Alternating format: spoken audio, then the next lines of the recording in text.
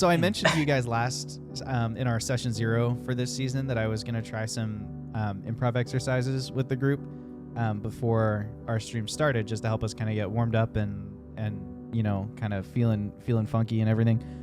This first one is the simplest sounding, hardest to execute exercise in the whole book that I got. So all we have to do is count to 20, okay? But here are the rules. You cannot count twice in a row. So if I say 1, I cannot say 2. If you talk over each other, you have to start over. If I do 2 numbers in a row, I have to start over. If we talk over each other, we have to start over. And the goal is to get to 20 as quickly as possible. Got it? Ooh. Yep. All right. You guys ready? No. And Yes. go. 1. 2. 2. Nope. 1. 1. 1. 2. 3. 4. 5. 6. 6. Ooh. 1. 2. 3. 3. 1. 2. 2. Oh.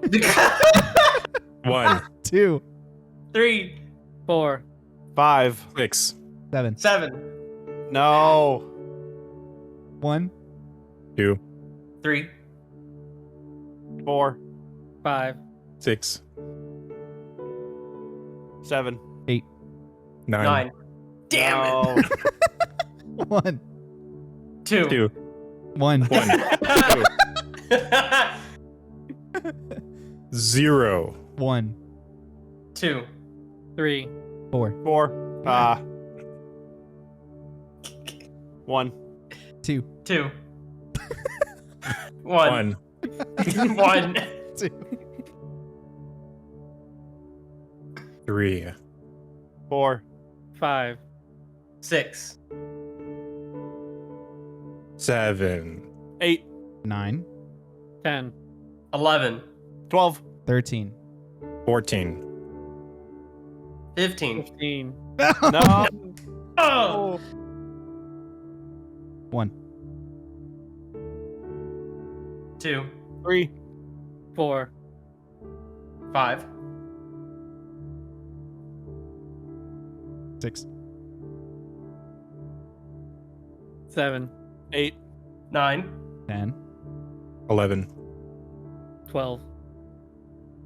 13. 14. 15. Dang No. it! I heard a second 14. 1. 2. 2.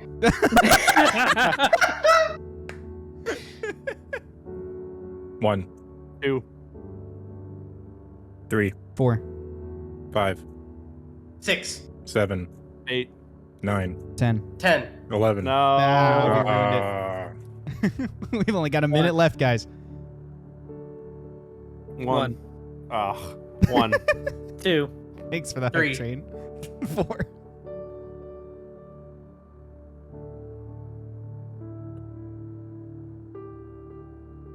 5. 5. Are you kidding me? 1. Are you kidding me? The longer you wait, the more likely. 3. 4. 5. 6. 7. 8. 8. No. No. Sorry, Wash. 1. 2. 3. No. 1. 1. 1. 2. 2. No. No. 1. 2. 3.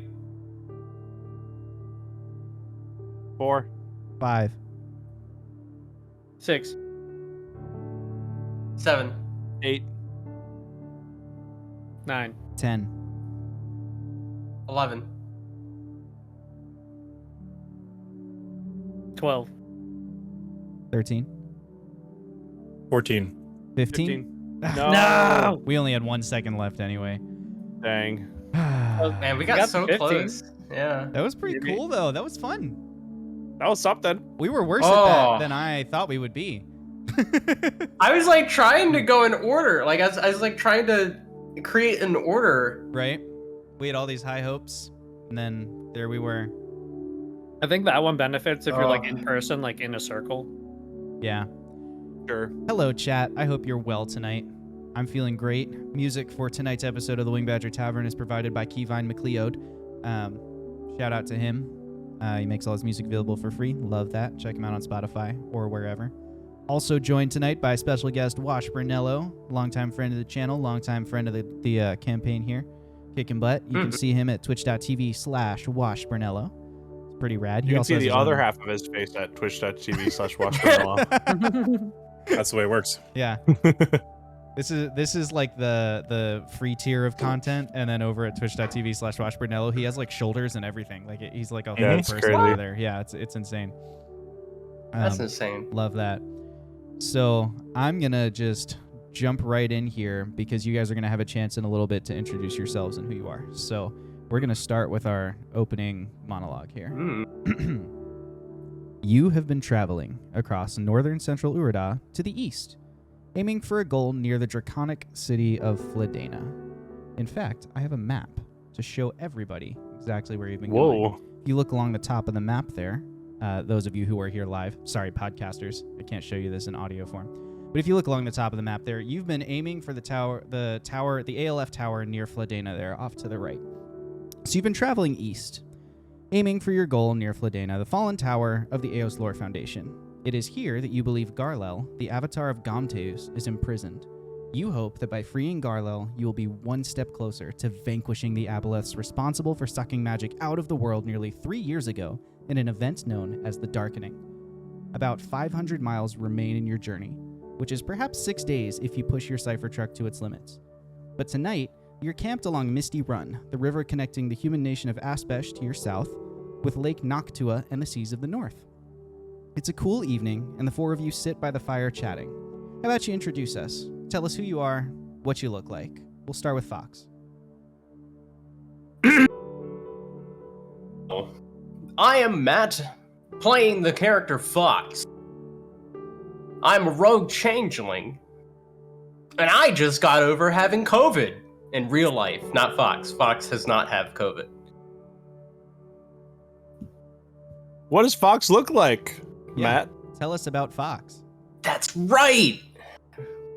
So, Fox, right, not one to ruffle any feathers, is still wearing his usual getup, but now, on top of his red jerkin, he is wearing as well a green little armband with a certain logo on it. Other than that, he has been trying his best to keep his clothes clean on this traveling journey. Gotta look your best. How about we do Wash next? Hey, I'm Wash. I play Jebediah Peppermint. He's a crazy little molefolk. He's that guy right there, bopping on his dusting off his hat. And he has actually changed up his clothes in the past 8 months that have gone by. He's really kind of taken a liking to the outfit that he had in the. He doesn't really know where he was when he was messing with the Rod of Seven Parts. But his leather jacket, he has dyed his leather jacket and his hat like a deep red. He still has the same hat because you can tell because it's got the bullet hole in the top that goes straight through. Although he has like stitched it shut. He didn't want to like fix it magically because he likes the memento of it, and he thinks it's like, you know, it's like scars. It's like, it's cool. But yeah, he's a gruff little dude, and it's gonna change the world one day. Just you see. Pretty cool. How about Jake? I'm Jake, and I play Owlin Woodrear, the Azamar Barbarian Artificer. Multiclass is a thing now, and that's fun to say. Owlin last season was known for his very barbarian look, where he's just wearing leather boots with a fur lining and fur boxers, for the lack of a better term. And he's still wearing the fur boxers. But now, if we start from top to bottom, he's wearing the checkered headband of Four Guys Ventures and Vibes.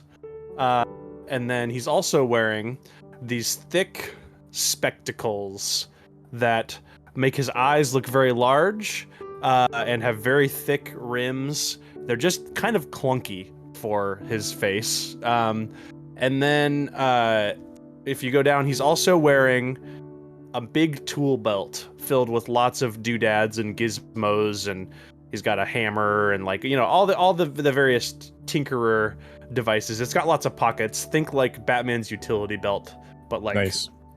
kind of like a more like a leather. And everything else about him is still the same though. He still don't got a shirt on. He still don't got pants on. He's just that guy.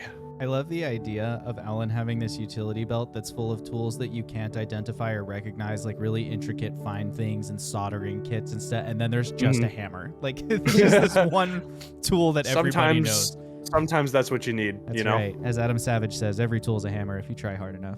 Yes, exactly. And let's meet Trevor. Hello, I am Trevor, the official voice actor for s2e1 in Season 1. Glad to be back for Season 2. I'm glad we got you back. We extended your contract. Yeah. We were really worried about that one. We're glad it pulled through. s2e1 is an orc cleric, and his torso is scale mail, leather pants. I don't think that's changed since Season 1, but he's decorated it a little more. With some flourishes. He has the Five Guys Ventured in Vibes logo on his back, and then he has incorporated just like various plants or like leaves that he's picked from his garden, and just stuck them through the armor, and when they start browning, he'll take it off and then just put a new one. That's awesome, man. It's good to have good to have some freshening up in your clothes, you know? Oh yeah. Oh, he still is gray. That's right. Just with snazzier clothes. And I'm Josh, your Wing Badger Game Master. Also back for Season 2. They haven't fired me yet, which I'm excited about. Glad to be back. Glad to be God. No, just kidding. You reviewed well. I'm looking forward to what the adventure has to hold. And with that in mind, I want to tell you guys a little bit about where we are right now, a little bit about what's going on in your lives, because the truth is, it's been 7 months of difficult, dangerous travel. Leaving behind Tumbleweb and its cozy tunnels, homely dirt folk, and evil ancient aboleths responsible for making magic vanish from the world, the Grey Watch safely smuggled you as far as the northern edge of the Acid Corridor. The Acid Corridor functions as sort of a gate to Central Urida, a phalanx of perpetual storms with rain so caustic that it has churned the ground into a muddy moor of inhospitable quicksand. And, well, it took ages to get across that. Luckily, you had a well-constructed cipher truck to keep a roof over your heads, which made the going a bit easier. And that same truck now has a plethora of new tricks now that you've had the engineers over at Edison get a hold of it. Since then, you've been making steady progress eastwards through the rolling hills of Udril. The dwarvish folk of this land live in moderately large, self-sufficient clans, each granted license to holdings by the king and his clan royal. You have gone out of your way, so far, to avoid each clan's small cities, preferring to stay hidden while your supplies last and you can forage easily, though technically the wilderness here belongs to the king also. Udril is a land of gently rolling hills carpeted in lush green grass, with forests rising out of the valleys, and a network of small keeps and beacon towers scattered across the larger hilltops which keep the nation connected in times of need. The land has been kind to you, a welcome respite from the harsh crossing through the Acid Corridor with plenty to forage and hunt. When you cross Misty Run tomorrow, you'll be leaving Udril behind for the Northern Wilds and the Cavorite Dragons. But, for tonight, you sit with full bellies around a pleasant campfire with a sturdy hill at your backs keeping the wind off of you. The orange glow dances playfully in your eyes as Jeb and Zoth continue a friendly argument. Jeb and Zothkug, what minor, unimportant thing have you been bickering about for most of this journey? I mean, I think, Zoth, you got to do something with the pot. You know, either like carve a story on the side of it, or like I don't know, like it doesn't look battle hardened, or you know, it just we're trying to sell that we're adventurers, right? You know, and like it's just a pot, man. We got to do something with it. It's a pot with a magic plant in it. What more do you want? I don't Guys. know, like some filigree or decoration. How Make it long are we pretty. going to argue about this, guys? Jeez. As well, long as it man, takes. On the one hand, I don't know if everything that we own needs to be branded. Like, it doesn't all have to be decorated necessarily. However, I do think that an object of such import as the pot maybe does deserve some special treatment, such as an intricate design that's maybe important to you, Zothkug, or something gets like the that. most tender love and care out of anyone in this group.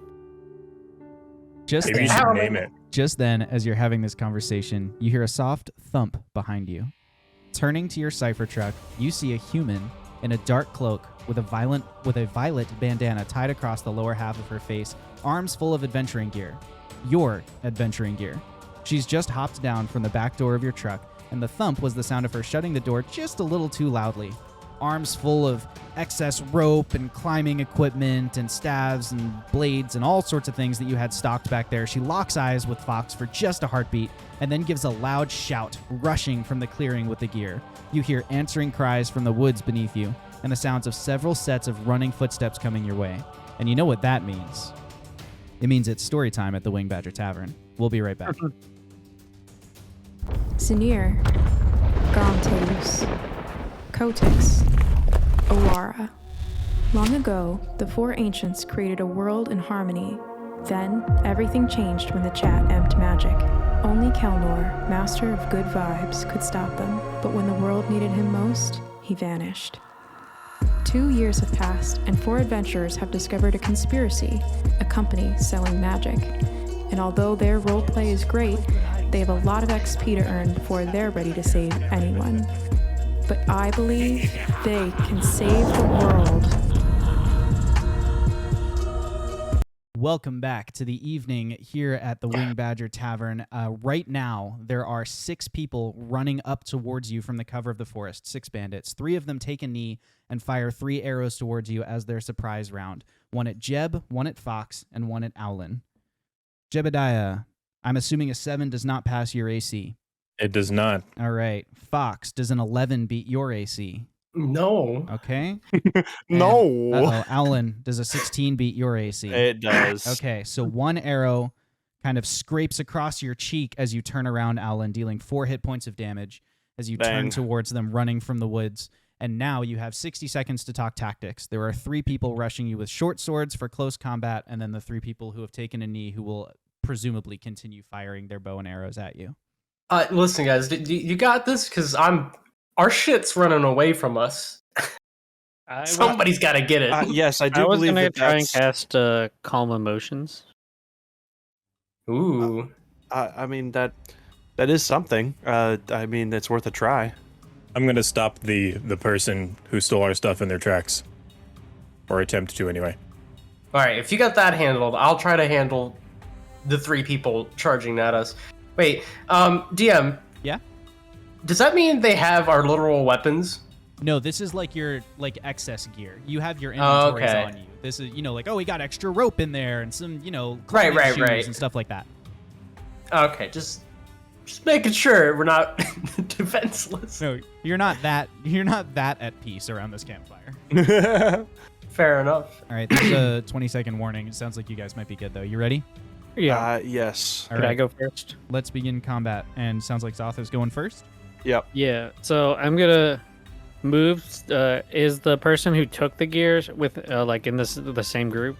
No, she has raced up the hill and over. So, like, they came from further downhill where the woods are.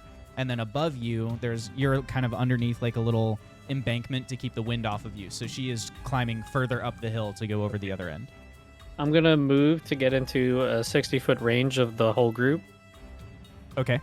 and then I'm gonna cast Calm Emotions, which encompasses a 20-foot sphere, hopefully getting them all. Okay. You can get either the 3 rushing you or the 3 who are firing arrows at you. We'll do the 3 rushing. Okay. What is your spell save DC? My spell save DC is 16. Too good. Don't worry about it. It's a charisma saving throw. Okay, only one of them passed. Okay. So the others that you use Calm Emotions on, remind me, does Calm Emotions make people sit still, or does it just lower their level of activity? You can make a target indifferent about creatures of your choice that it is hostile towards. This indifference ends if the target is attacked or harmed by a spell, or if it witnesses any of its friends being harmed. When the spell ends, the creature becomes hostile again, unless the DM rules otherwise. So these bandits are running towards you, and then you hear one of them say, why are we doing this, man? Through his like mask. The other one's like, I don't know, I'm kind of indifferent about the whole thing. They just kind of slow down. Their one dude like outpaces them, still like yelling his battle cry. Ah! The other two are like, I'm not sure that this is like really gonna be profitable for us. Like usually when we rob people, they don't fight back. Like maybe this one would be better to just chill. I don't know. Let's see how this plays out. And they just kind of stop about halfway to you. The other one's still rushing towards you. Okay, who would like to go next? I'll go next. Okay. How far away is the person with our packs? 70 or 80 feet. She's got when you turn around and you're getting shot at, she got basically a 1 round of distance on you. Okay. I'm going to run towards her as far as I can. So Sure. that's 25 feet. And I'm going to use a new ability of mine. I'm going to lob. And it almost like, it looks like I'm catching a bullet, but it's just like, and the spell slot flings out of my hand and is going to hit her, and she needs to make a Constitution saving throw. All right. Ooh, nat 20. Oh, dang. So it misses her, but where it impacts, there's this big bubble that just goes, and it's like all shimmery and like has that chromatic aberration that radiates around us when I like mess with time.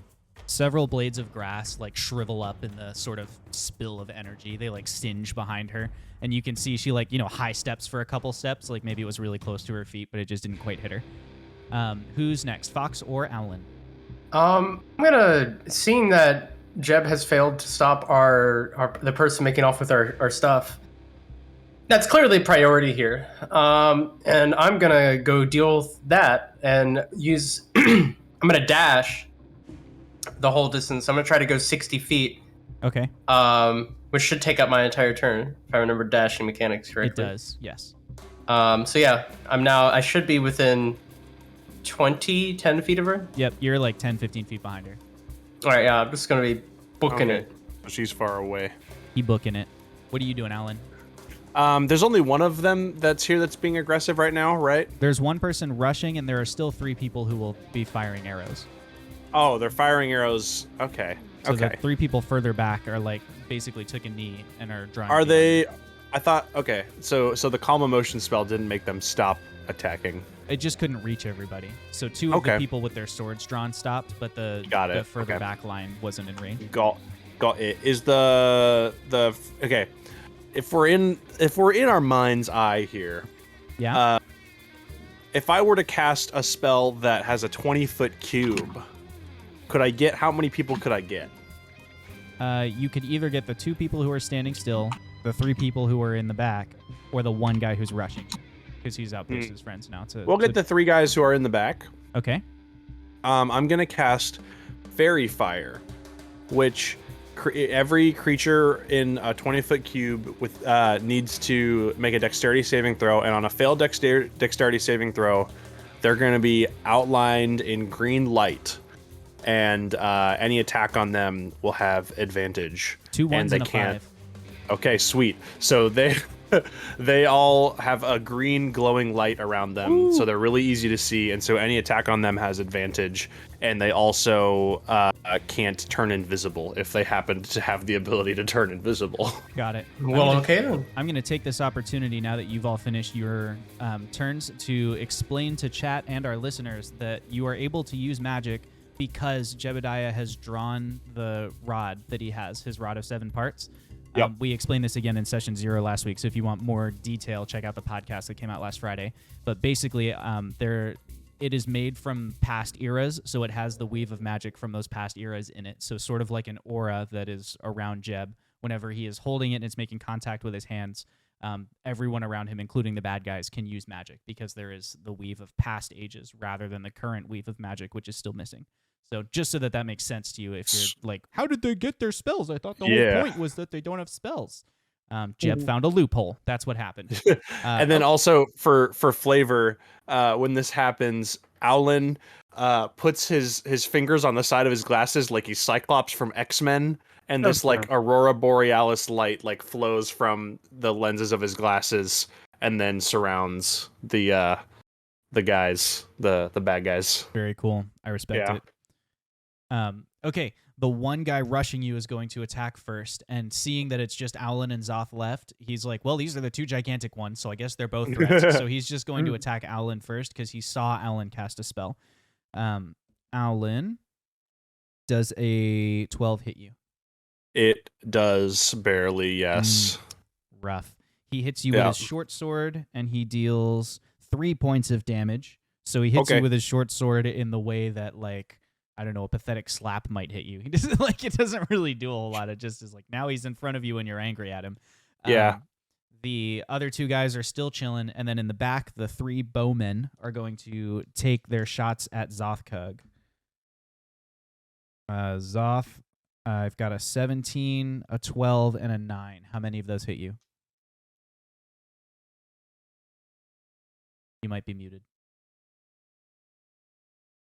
He looks frozen to me, actually. Maybe he froze. He's perpetually happy. I was going to say, he looks permanently amused. Yeah. He's the happiest Zoth. It's Jeb's spell, messing with time, actually hit Trevor, like in real life. Oh, Whoa. snap. Yeah. Okay, well, I'm certain the 17 hits him. I'll give him the 12 and the 9 for free, so he only gets hit by 1. So whenever he gets back, rip him. He takes 4 points of damage for Trevor. And that's going to bring us to 60 seconds for you guys to talk tactics. I've been so caught up in my new artificer abilities that I forgot to rage. Fox, you got her? I think Fox is muted too. What is happening to us right now? I'm chasing her down. Sorry, I'm out of breath. Okay. Wow, I'm over here now. Owlin, it's you and me on these guys. We'll let Fox take care of them. That sounds good. I'm going. I'm gonna make a big boom, so steer clear. Okay. So do you want me to actually move out of the way? Well, I mean, if you hit something, beat feet afterwards, because my big boom's gonna be a big boom. Okay, sounds good. Okay, Zothkug is still like, everyone should just chill. He's casting Calm Emotions. We'll just say he takes the defend action for the turn, or dodge action. Takes the L. He takes the L. Secure the W. Protect against the L, the company motto. That's against our company motto, man. Yeah. Okay, we're gonna enter combat. Who would like to go first? Owlin, you want to soften them up, or you want to clean up? I'll soften this one up. Owlin will take out the weapon that he was granted at the end of the last session, the Great Axe of Giant Slaying. He's gonna rage, bonus action rage, and then attack with this Great Axe of Giant Slaying, if that's all right with everybody here. Do it. Okay. He's doing it. Sorry, my internet cut out. I'm back now. We forgive You're you. good. Okay. I have to do real math now because I'm not using 5e tool or what's it bucket? D&D Beyond. D&D Beyond anymore. Oh gosh. Math. What's 8 plus 7, guys? 15. There you go. 15 to hit. Yeah, 15 to hit. That hits.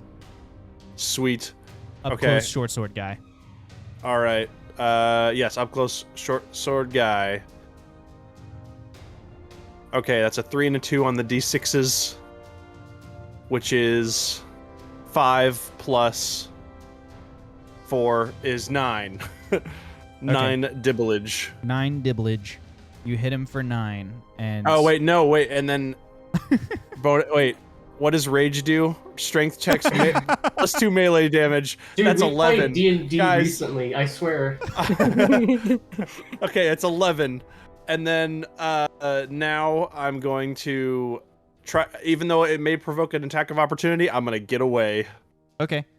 So you hit him for 11 damage. Final yes, answer. that is correct. You're sure? Yeah, final 11's answer. a number. Okay. I am 100% sure. Great. And then you're disengaging, and then using your move action to get away. Is that what you said? Well, I can't disengage. Like I'm not a rogue. I can't bonus act, and I already used my bonus act. Like Oh, I have okay. to. I'm provoking an opportunity attack. Got it. Well, then he's gonna take a swing at you. Yeah, he and seems wimpy. He got a 13. That hits. Yeah. you had to insult him. Oof. And then he got a 6 on the die for 7 points of total damage. Whatever. That's halved because you're raging. Oh, That's yeah, true. there That you is go. half. So 3. Haha. Haha, get wrecked. You got him. You disengage from this guy and not disengage, but you get hit and you walk away.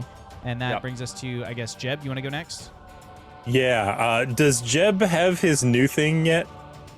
Yeah. Okay. So Jeb holsters his blunderbuss and from the depths of his trench coat pulls out this much, much longer device. It looks like a blunderbuss, but it's big and it's chunky and it's got this heavy wooden stock. And he slips the iron rod into the top of it and like gives it a twist. And then he's going to two-hand like right up in front of him, and he's gonna smack the butt of it down on the ground like a mortar. And this big red ball is gonna go shoo, and I'm gonna cast Fireball, boom, right in the middle of them. Of the bowman. Ooh.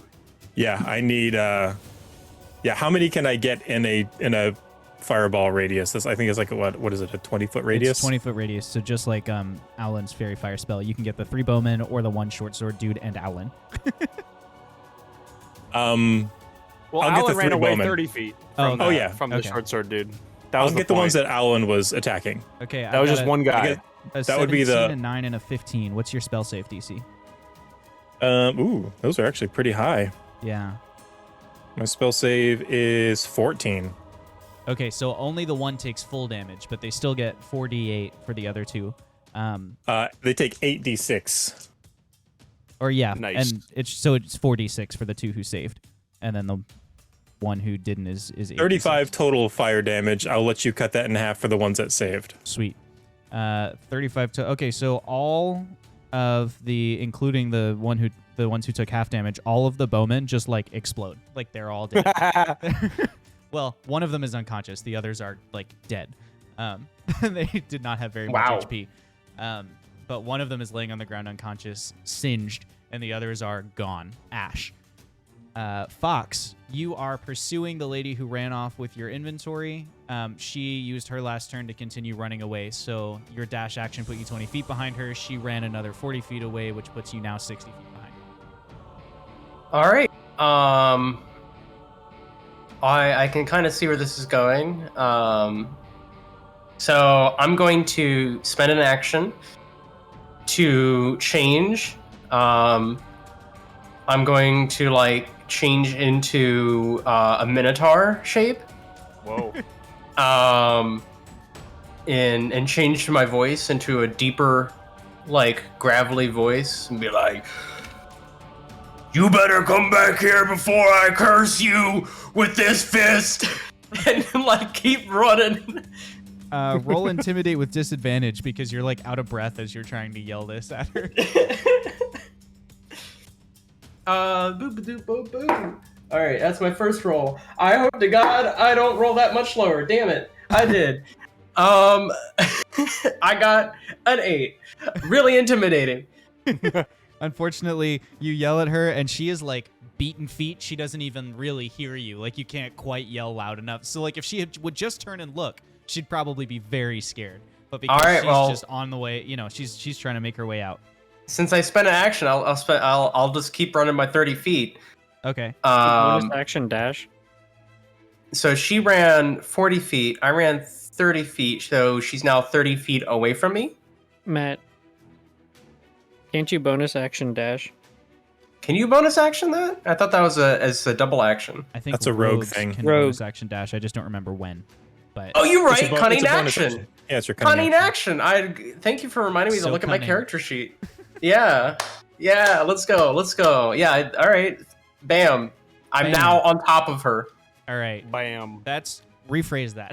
You've now caught her. Are I you gonna have try caught and up to her. are you just gonna like tackle her and try and like get your stuff back, or are you trying to like hit her? Like what's the play here? Are you trying to take her alive, or are you trying to kill her?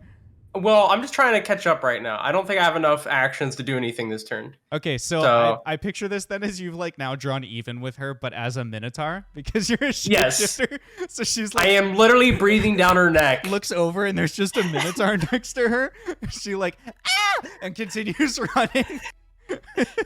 I am breathing down her neck. Yes. At this moment in time, you hear a horse whinny from in front of you, and then looking up, both of you at the same time see a line of 9 cavalrymen coming up the other side of the hill towards you, and one of them leaps off the horse and tackles the girl to the ground, and 2 of them pick up spears and hold them pointed at you so that you skid to a stop like just in time before you reach them. Then someone jumps Ooh. down from the front of them with like a commander's sort of uniform. He's got some metal on his shoulder, and he goes, "Explain what's going on here." Meanwhile, back at camp, the one remaining dude with the short sword looks at his singed friends behind him, drops his short sword, and gets down on his knees and puts his hands behind his head. Please don't do that to me. I would never, man. I I would. wasn't really talking to you. I was talking to the short one. Can we keep him, actually- Jeb? What? Can we keep him? As long as he's willing to give answers. Kind of want our stuff back. I'll talk. No big deal. I have answers about stuff probably. I don't know. What do you want to know? Where's our He's stuff? cooperating. Who took our stuff? Oh, that was Alita. We're just bandits, man. We don't like. She just took your stuff and ran because we need supplies, and usually we get supplies from like caravans and stuff. There haven't been any caravans in a while because of the war. So then we're just like, now we're just sort of we just kind of go after whoever we can get. Where's she going? Why wouldn't you ask us? We're bandits, man. Usually that doesn't work. When we're just like, hey, can we have your stuff? People usually are like, no, We could have negotiated some prices. Well, but then we'd have to pay for it. That's not. We're bandits, so we don't. I'm not sure how to explain this. Like usually we're bandits is sufficient to explain this part of our process. What has kept you from pursuing honest livings, may I ask? Or you specifically, perhaps?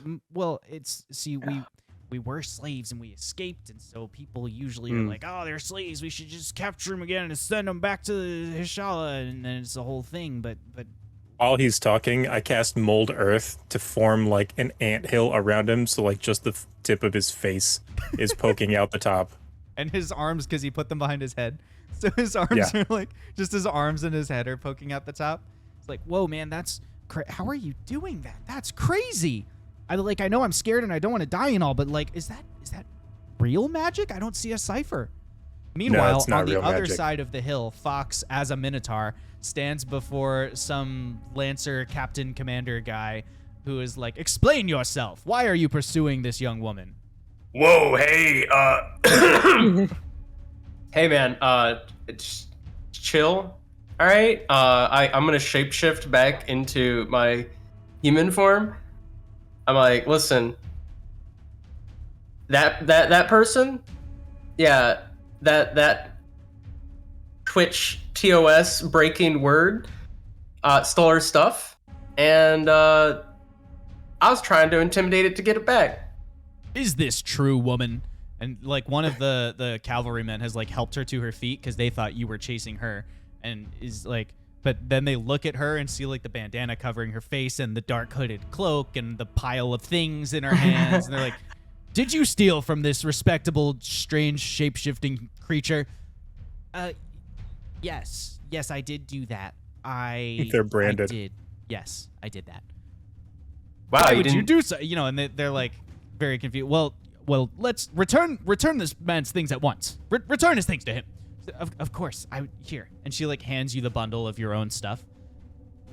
Wow, you just gave it up like that. I thought I was gonna have to sit here and you're gonna like lie, and I was gonna have to like persuade these fine folks, fine folks, I must say. One does not lie to cavalrymen from Clan Trukta. Now, begone, vagabond. And she like runs off into the woods. Well, how can I repay you for? You need not repay us for honorable service. How about we escort you back to your camp? Thanks. Yeah. And they mount back up on their horses and follow you back to your camp. Now that you're less under pressure, you can see that the cavalrymen are a mixture of all different races. There are dwarves, there are elves, there are humans, there's even a tiefling, and then the leader is an Aasimar, like Alan is. The first other Aasimar you've seen, and proof that you're now like really in central Uradan, closer to sort of the rest of the civilized world. They follow you back to the camp and survey the scene where there is a lone bandit like trapped in dirt up to his neck with his arms up above him, being interrogated by a very tiny mole, while the two gigantic people kind of stand around like, I wonder what we should do. And two other people stand in the distance like, yeah, I'm kind of indifferent about all this, man. I'm not really sure what I just don't know why I should care, like I don't.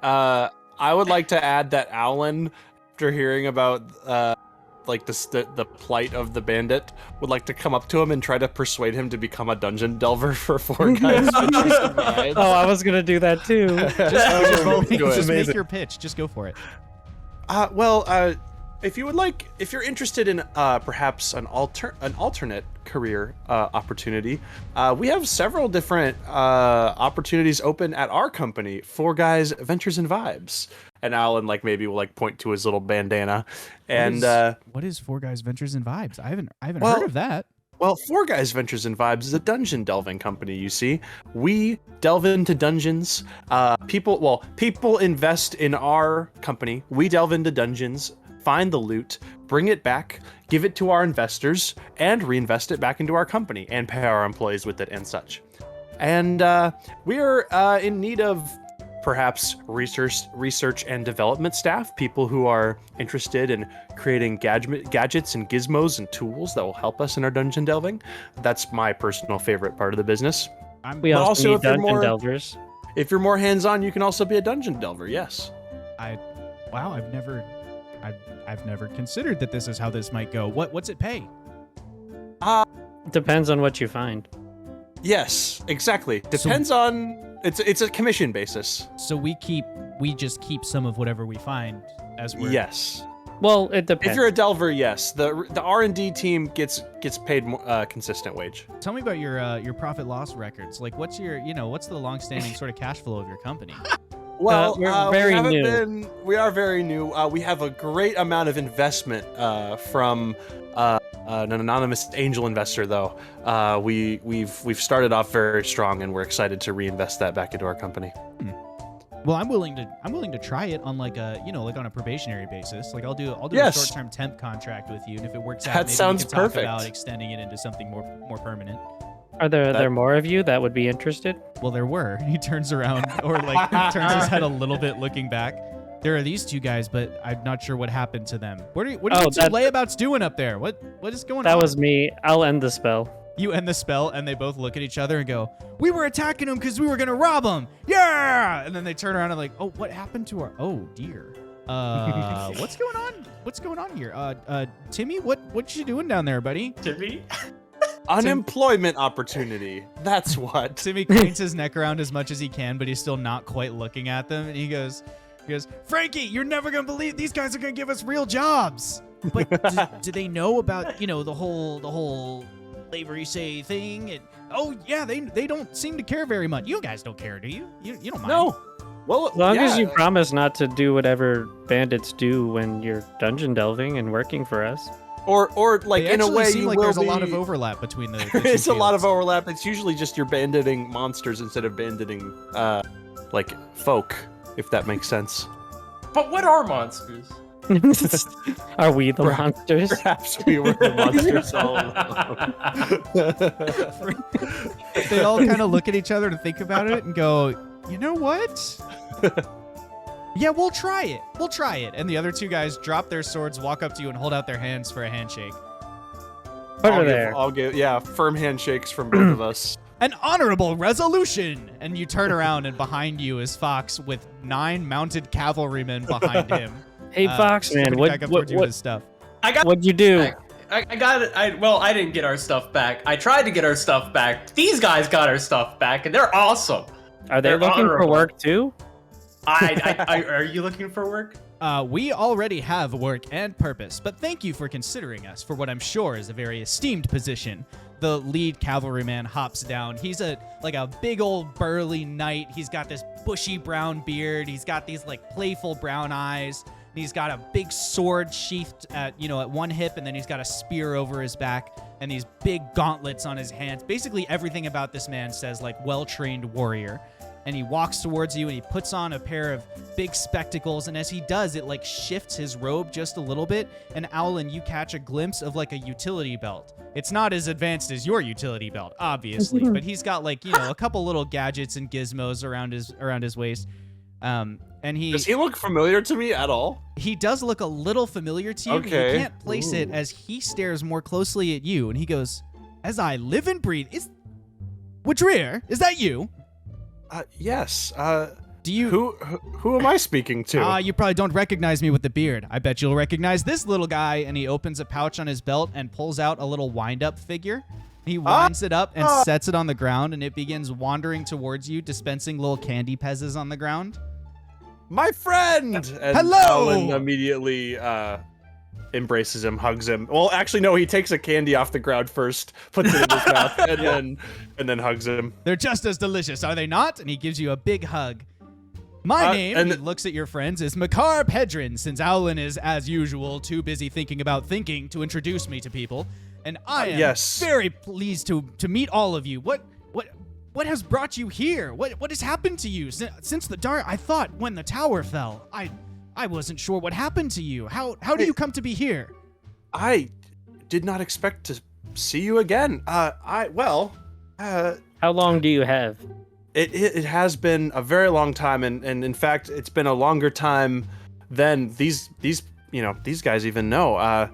I went off to the army. I went to Rust Free. I stayed in Stainless for a while, helped that build up, and from there it does get extremely complex. Alan will he's kind of reeling a little bit, just like this is a blast from the past that he didn't expect. Like, it does seem to have been an entire season of your life that I've missed. As with me, what brought you here? Well, I was on the tower the day of the darkening, and I leapt out the side of the tower hoping to, summon my celestial wings and make my way down safely, but they didn't work. I was only saved by Garlel himself. He did some kind of magic breath thing. I always thought the dragons breathed fire, but he did some other thing, and it slowed my fall, and he tossed me this tome with no text on the outside, this big old, it was like wooden cover, leather binding thing, and he said, "Protect this," and then the tower fell, and I assume maybe that was his last act. But I landed to the ground safely, and not knowing what to do. In a daze, I sort of stumbled through the northern wilds and came upon, Misty Run, the river that separates Udril from the northern wilds. I crossed the river and was taken in by Clan Trukta. They are one of the esteemed clans of the Dwarven Kingdom of Udril, and they specialize, they collect rare things and artifacts. And so what better place to protect this tome that was given to me by Garlel than by bringing it to their Hall of Artifacts. And so there it stays. And I was even able to put my practice as an artificer into work, restoring things for them and keeping up appearances around the trophy hall and helping them advance their already very interesting infrastructure. When it came up that they were going to start going exploring and looking for other artifacts to reclaim, lost pieces of history in the absence of the darkening. They were hoping to figure out what happened by examining magical artifacts that had ceased to work. And so I was trained as a lancer, as a member of the army here or really the militia for Clan Trukta, and since then I have been accompanied by these layabouts, and they're all like, this is my latest squadron of layabouts. I'm sure you're familiar. But we go out and we normally are reclaiming artifacts. Tonight we are actually on slightly more urgent business, but perhaps you can accompany us. In fact, your skills might be helpful to us. We are actually in pursuit of a thief, someone who has robbed from our Hall of Artifacts. They have stolen 3 very important relics, and we are tasked with reclaiming them. Owlin will still kind of pause for a minute and still just go up to him and put a hand on his shoulder and say, we thought you dead. I'm sorry. It's just hitting me now. It seems as though in a way we've taken similar paths. Just parallel ones, the ones that did not intersect until just now. Yes, I mean, Alan will look back to the rest of the company and say, I personally, I guess I rely on my friends as well, but I am completely willing to help you with this. As you turn around, Owlin, Jeb is in the background kicking the piles of ash, just kind of spreading them around, trying to make it look like there was nothing there, and he's just kind of whistling nonchalantly. What's a squadron? Are please not right now, Zah. I can't handle this. Okay, I'm gonna go put her stuff back. You figure that out on your own. I'll be back. I'm gonna hop in the cart. Psst, Jeb. I support you 100%, Alan. Alan, what's a squadron? We're kind of like a squadron. It doesn't quite matter at this moment. A squadron is simply a small command of troops that one can take on autonomous missions such as this one. Ah, Thank you. You're welcome. kind Your of like friends us. seem lovely, Owlin, though I can tell who the brains of the operation is. Thank you, but it's we all provide to the group in different ways. Not unlike a squadron, for example. And where do you travel to now? Perhaps we can escort you in exchange for your helping us. That sounds like a great idea.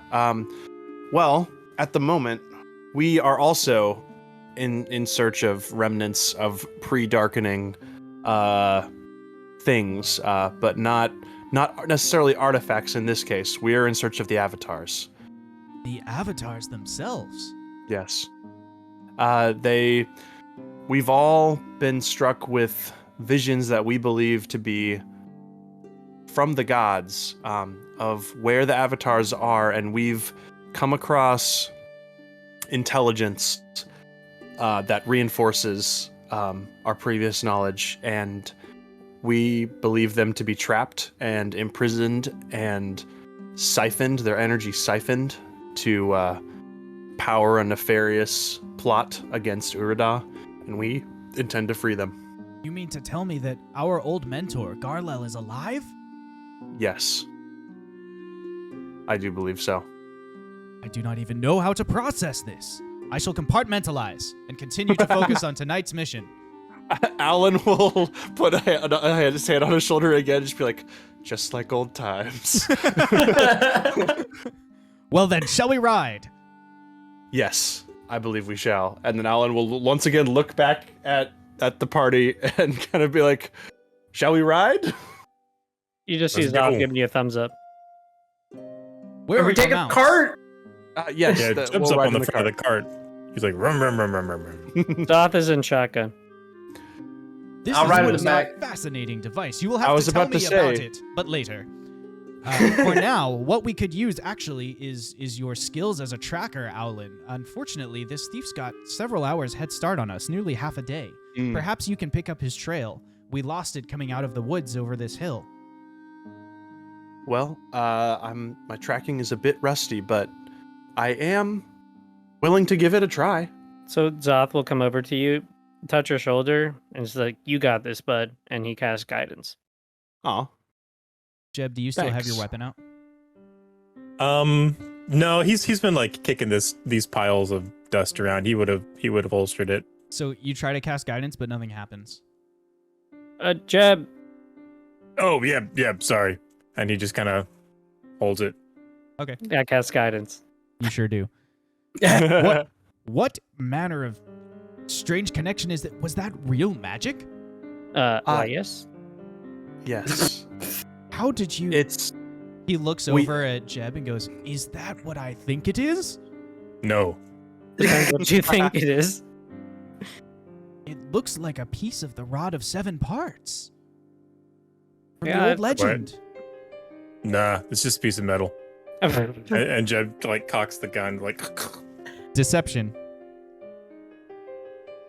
I like how Jeb's just been trying to hide the magic, like kicking the ash around so there's not obvious piles of ash, and hiding his weapons, and over here is also just like, yeah, we can do magic. It's a 22, big dog. Jeb's pretty good at lying. Dang, he got a 19. I was sure you were gonna get seen through. That was Dang. very good. My mistake. This was just how did you do that? Do you have some cipher? Alan will look at Jeb and give him like, come on, we can trust him eyes, and to wait for a reaction from Jeb. So Jeb- actually, Jeb's if you don't gonna mind give me, him but can we really with something this important, eyes? And wait for a response. so I'm just gonna pop out the little back window and be like, so actually, this is a cipher truck. And, one of the extensions we got is that we're able to, for a price, you know how ciphers work, it's wiggle digits and all that, can use certain spells. But only near the truck, as far as I know, because that's Alan's business. Right, Alan? Alan will take a deep breath and say, yes, the technology is extremely impressive. It really is unrivaled. And yes, it is giving us the ability to use magic at a cost. I'm gonna walk up to Alan and kind of pat him on the calf and be like, on a scale of 1 to 10, and I kind of like nod my head over at this guy. Alan. I think Alan would just be. I mean.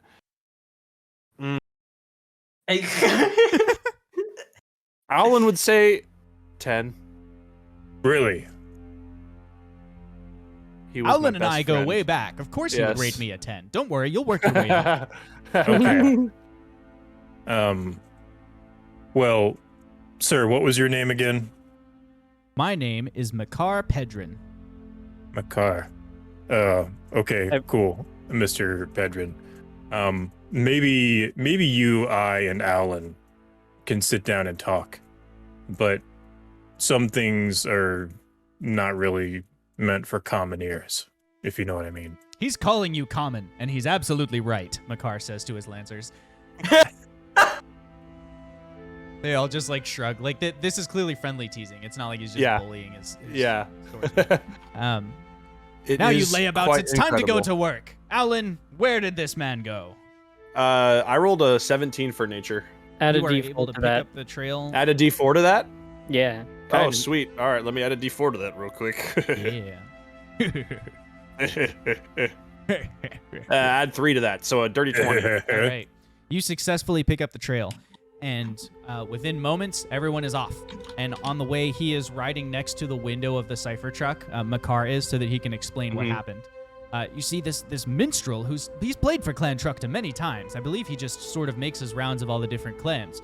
He's played for us many times. He asked for, a quiet space to prepare for his performance, as, you know how performers are, strange artistic people and things. So we gave him his space, but when we returned a few hours later to check on him and make sure he was ready for the evening, didn't need any water or supplies of any kind, he was gone, and with him 3 of our most prized relics. There was a crown given to our steward as a gift many years ago by King Aeneas the Just. There were the keys to the royal crypts beneath the king's cathedral, and the replica of the royal scepter. It seems this performer wanted a bit more authenticity when he played a king. Perhaps he's forgotten what happened to thief kings like Ravenicus the Divider. We shall remind him. That is quite saddening, but understandable as to why this mission is so urgent. I'm glad we were able to find the trail. Yes, and when we arrive, I will have these otherwise mostly brainless fighting beings run in and capture him for us. So are you a less confrontational leader? Are you more on the tactics side, it sounds? Well, I am mostly here to ensure the safe return of the relics. My job as a custodian of the Hall of Relics is to make sure that, the artifacts are retrieved safely and that they get delivered intact. So generally, I try to avoid the fighting, but this one is so near and dear to my heart. I may not be able to resist involving myself. You know how I get when I'm passionate about a project. Yes, I do. Although it's been a long time. I don't know if I quite remember. I remember us both being a bit, sticks, little wimpy sticks when we were kids. Our arms were more for books rather than for fighting. Have your skills progressed as mine have? He pats the broadsword at his side and goes, "It seems we've both bulked up a bit." A bit. Just a bit. Actually, you're gigantic, man. That is what a war does to oneself, and I have attempted to maintain it throughout my return to my studies. But it's I've been doing a lot more work up here, and he taps his glasses. He looks at you with a bit more of the serious scholarly nature that you remember in your friend. He goes, "You've been through the fire, haven't you?" And the flames. And water. A lot, yes. And the it has earth? been a lot. And technically through 2 miles of air. I'm sorry that you have suffered so, but It is seems good as to though see we you. both have. It is good to see you It is alive. good to see you too. Yes. Do you do that often? Do you guys talk over each other but with the same words? It was quite a problem, if I remember correctly. Yes, I do remember being yelled at in the library multiple times. It is the talking danger over of each putting other. two intelligent minds together. We think quickly, we think usually the same things. Exactly. What do you Great both minds think think right alike. now? 3, 2, 1, go. Sandwiches. Candy. See, they were both thinking of food. Zoth, that was brilliant. Indeed. At this moment, Oh. Alan, you kind of find a fork in the trail, and now it's going in a slightly different direction. Aha, men! To the hunt! And he, steers his horse to the side, and his cavalrymen follow. So tell me about your friends, your companions. What does each of you contribute to Four Guys, Ventures, and Vibes? Is that the name? Yes. 4 Guys, Ventures and Vibes. Well, you see, Fox over here, as you may have been able to tell, he can change he's a changeling. He can change his appearance. I changed it at into the will. Minotaur face again. Gave me quite a fright when I first thought a Minotaur was just ranging across the hills. Yes, that was his goal. Luckily, he is not quite as imposing as the Minotaur, but he is much more wily. He'll stab an enemy in the back before they even know the knife is. I don't know where that metaphor was going. Probably best if you keep that metaphor short. Yes, probably. Much like my blades. It's Fox. He will stab a guy with a knife. Essentially, yes. Jeb here is quite crafty. In fact, he would have been a valuable addition to the library if it were still standing. Thanks, pup. But his street smarts are his real asset to the team. He's been around and he knows a lot. Yeah, as long as there's streets around, anyway. He's also very good at digging. He also, yes, is great at digging, in a metaphorical and literal sense. As long as he doesn't dig himself holes with his mouth that he can't get back out of. That is a surprise. That actually, you're very insightful. That was. I'm pretty Yeah. good at digging. Exactly. Zoth here is our nature man, you could say. He's very in tune with his surroundings, and he's also a pacifist and adds a really a valuable Challenge. perspective to our team. Oh, yeah, that. Fascinating. And how did you come to meet each other?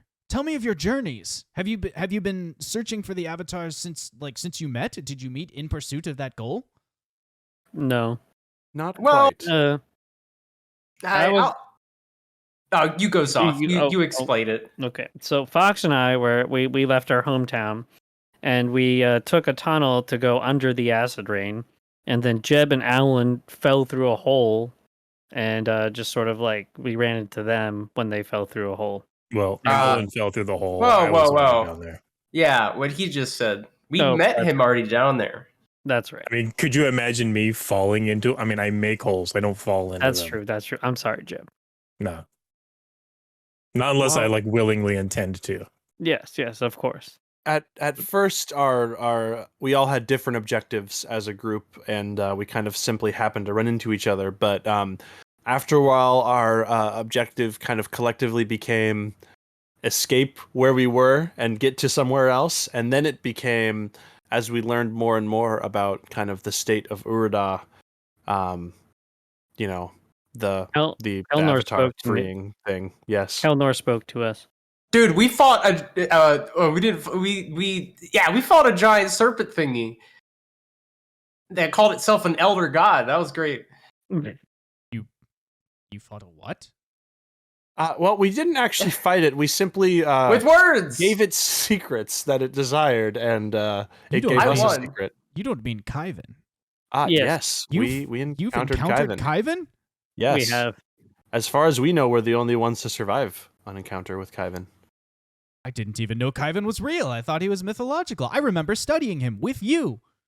Yes, he is much more of a presence than Would you like to meet him? ever imagined. I No, suppose no what- one. No, no one would like to meet him. I suppose when you met Kyvan, you were regretting sleeping through those study sessions, weren't you? Yes, as there was definitely it was one of those things where when I heard Kyvan, I was like, that name rings a bell. But alas, we will continue on. Kyvan was a lass? No, sorry. Words I've picked up from my time in we didn't pulling your ask. leg. I understand what you meant. Ha ha ha ha. At that moment, one of the cavalrymen who has gone ahead to scout comes back. Sir, I see a castle ahead. There's a small keep. You don't mean to say. Yes, I do mean to say. It's the abandoned keep, the one we looted like mere months ago. Why did he go here?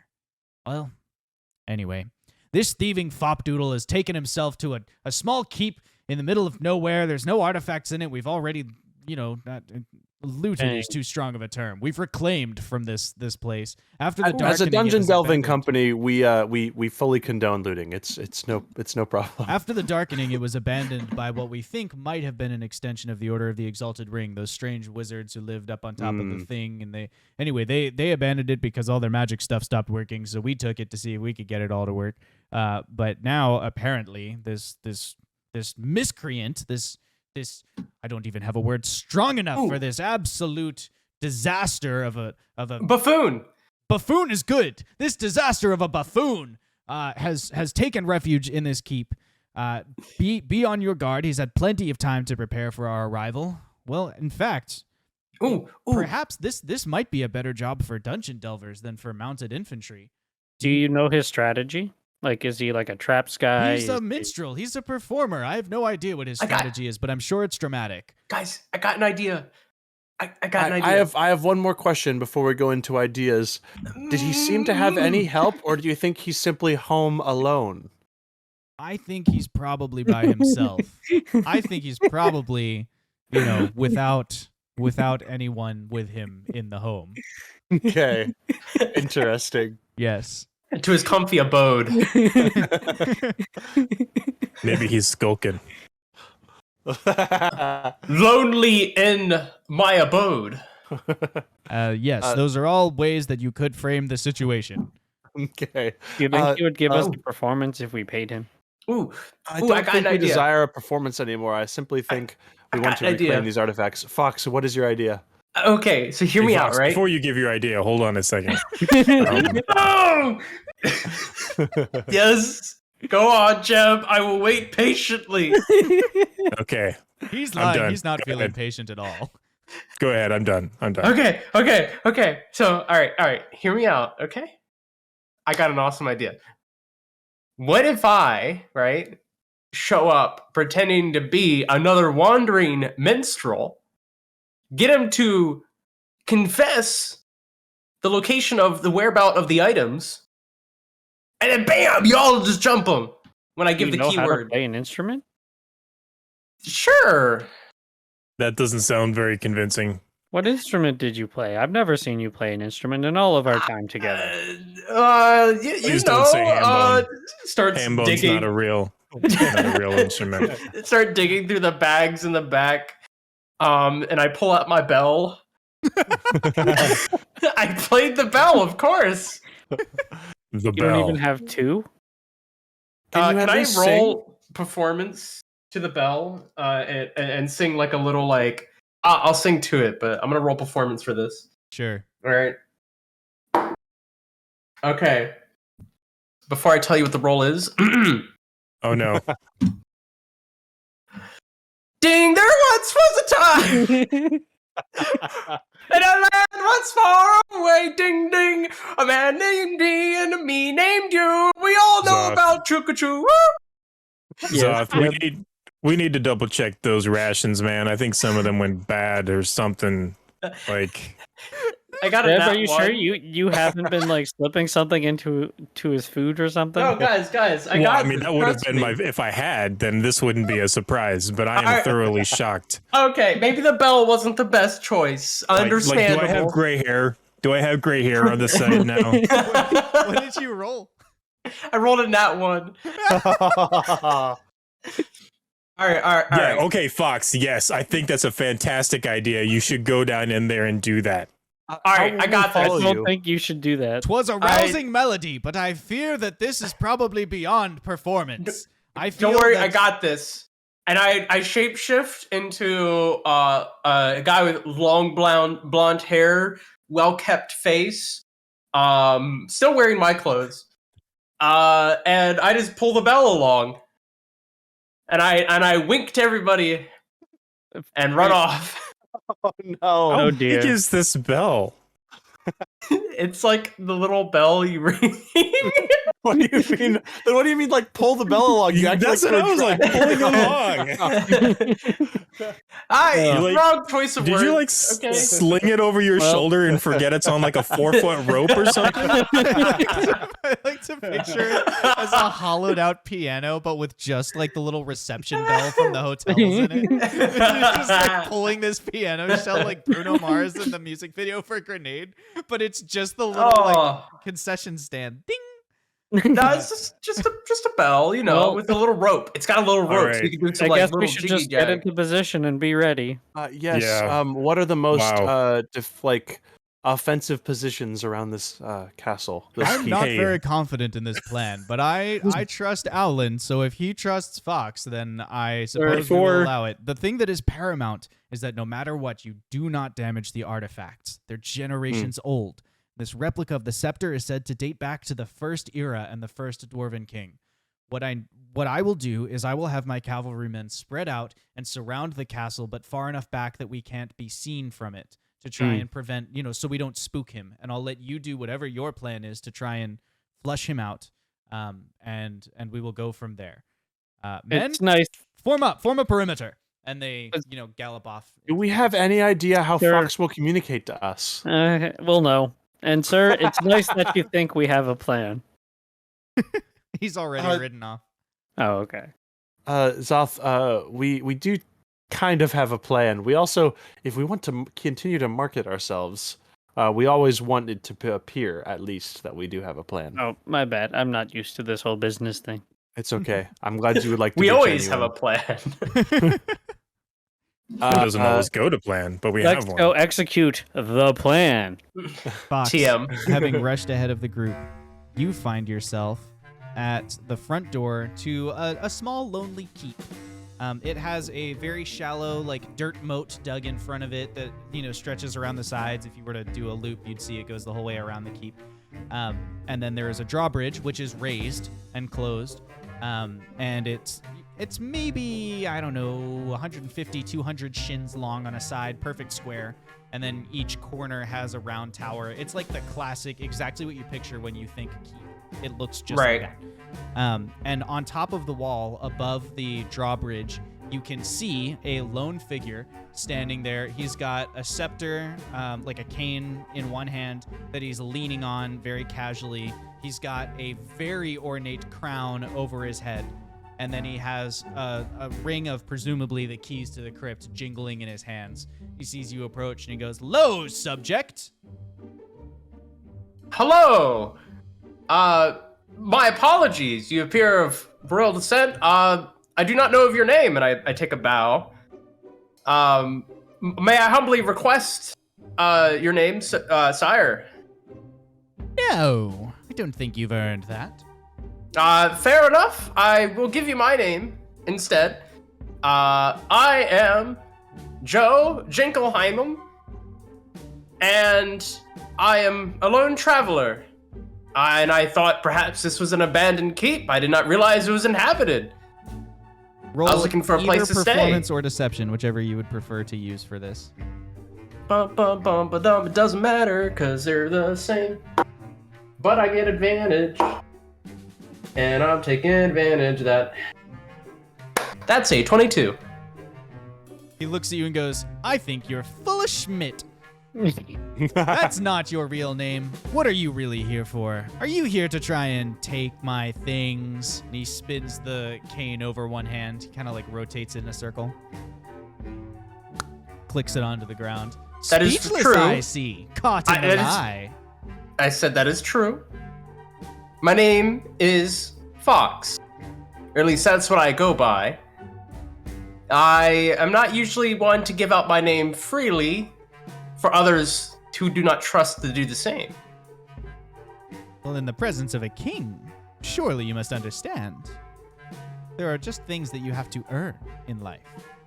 To be fair, most people of your stature would not know I was lying. You doubt the intelligence of a king? I do not doubt the intelligence. Usually they do not have the, let's say, the privilege of understanding us lower folk. He tosses the cane into the air and says, did you just group me in with the peasants? No, I'm saying that you aren't with the peasants. You said And the us fact- lower folk. Well, us is in everyone outside of this castle, presumably within miles and miles. Oh, you were grouping them in with you. Yes. Very well. Sorry Continue. for- And he taps the cane back on the ground and goes back to casually resting. So I apologize for offense. None was meant. But yes, What I is do your go by business Fox. in coming here? Well, my business was to eventually enter this keep, though I did not realize it would be inhabited by you. What do you want with an old keep like this? A place to stay? He's gonna roll insight, roll deception.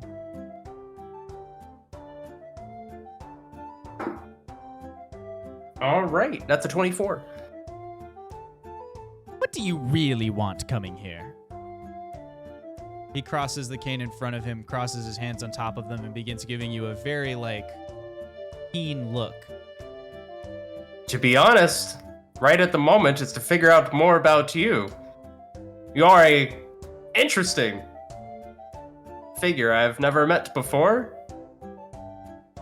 And I do find it precarious that you are the one answering the door.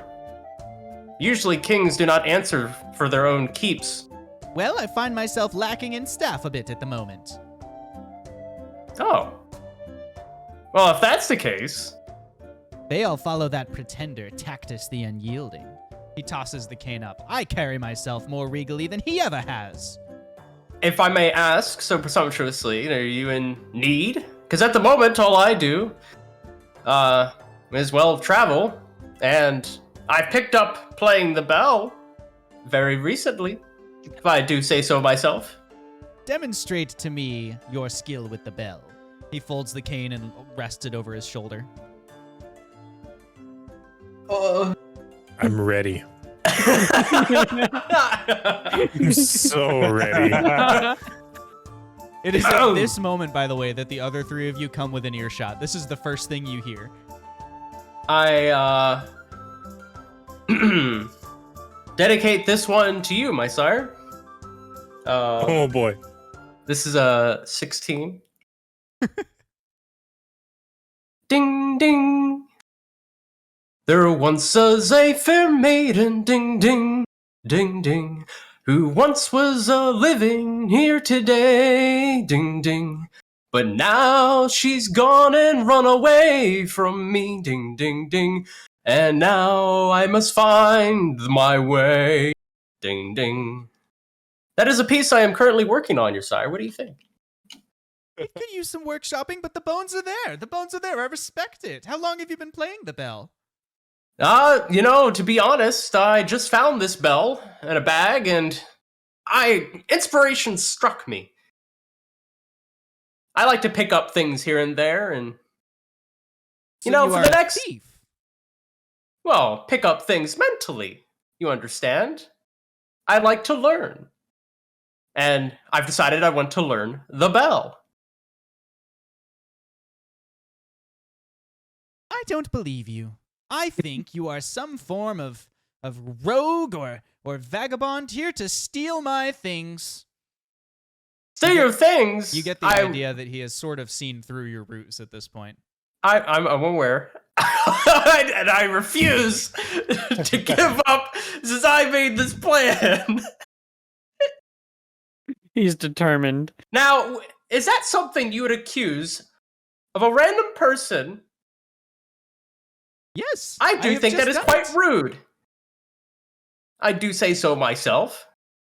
Manners are not deserved by those who come to steal. I never said I was here to steal. I said think you were you here to presumed steal. that. Exactly, you presumed that yourself. And I was correct. And how are you correct? Because you are here to steal from me. Now you are just saying things and presuming them correct. That is different. I tire of this conversation. If you truly wish to steal my things, you'll have to come and get them. And he turns around and walks off deeper into the keep. How? Yeah, fair enough. Before he walks off, how far away was he from us hiding in the trees around the keep? The keep is 30 feet up, and you are probably 20 feet-ish from the base of it at the tree line, so whatever the hypotenuse of a 2-4 triangle is. Dude, Around 50 don't feet. ask me that. Okay. 50 or 60 feet, something like that. I wish I was high on hypotenuse. Javelin range 5e. Sorry. Range 5e. So I'll go ahead and I have disadvantage. Alan is not going to throw his javelin. Never mind. I'm gonna go ahead and pull out my rope. I haven't even left this spot. I'm just gonna start pulling out rope and my pittance and a little grappling hook, and just start setting up my supplies. I'm getting ready to scale this wall. How high is this keep wall? About 30 feet. It ain't too bad.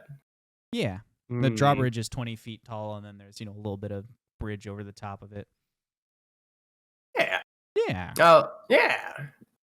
So I haven't even said anything. I'm just putting this together. Yep. He's wandered off hard into would the it- castle, so you guys can just do whatever you're going to do. How hard would it be just to scale this wall? Like, just to muscle it? Just outright?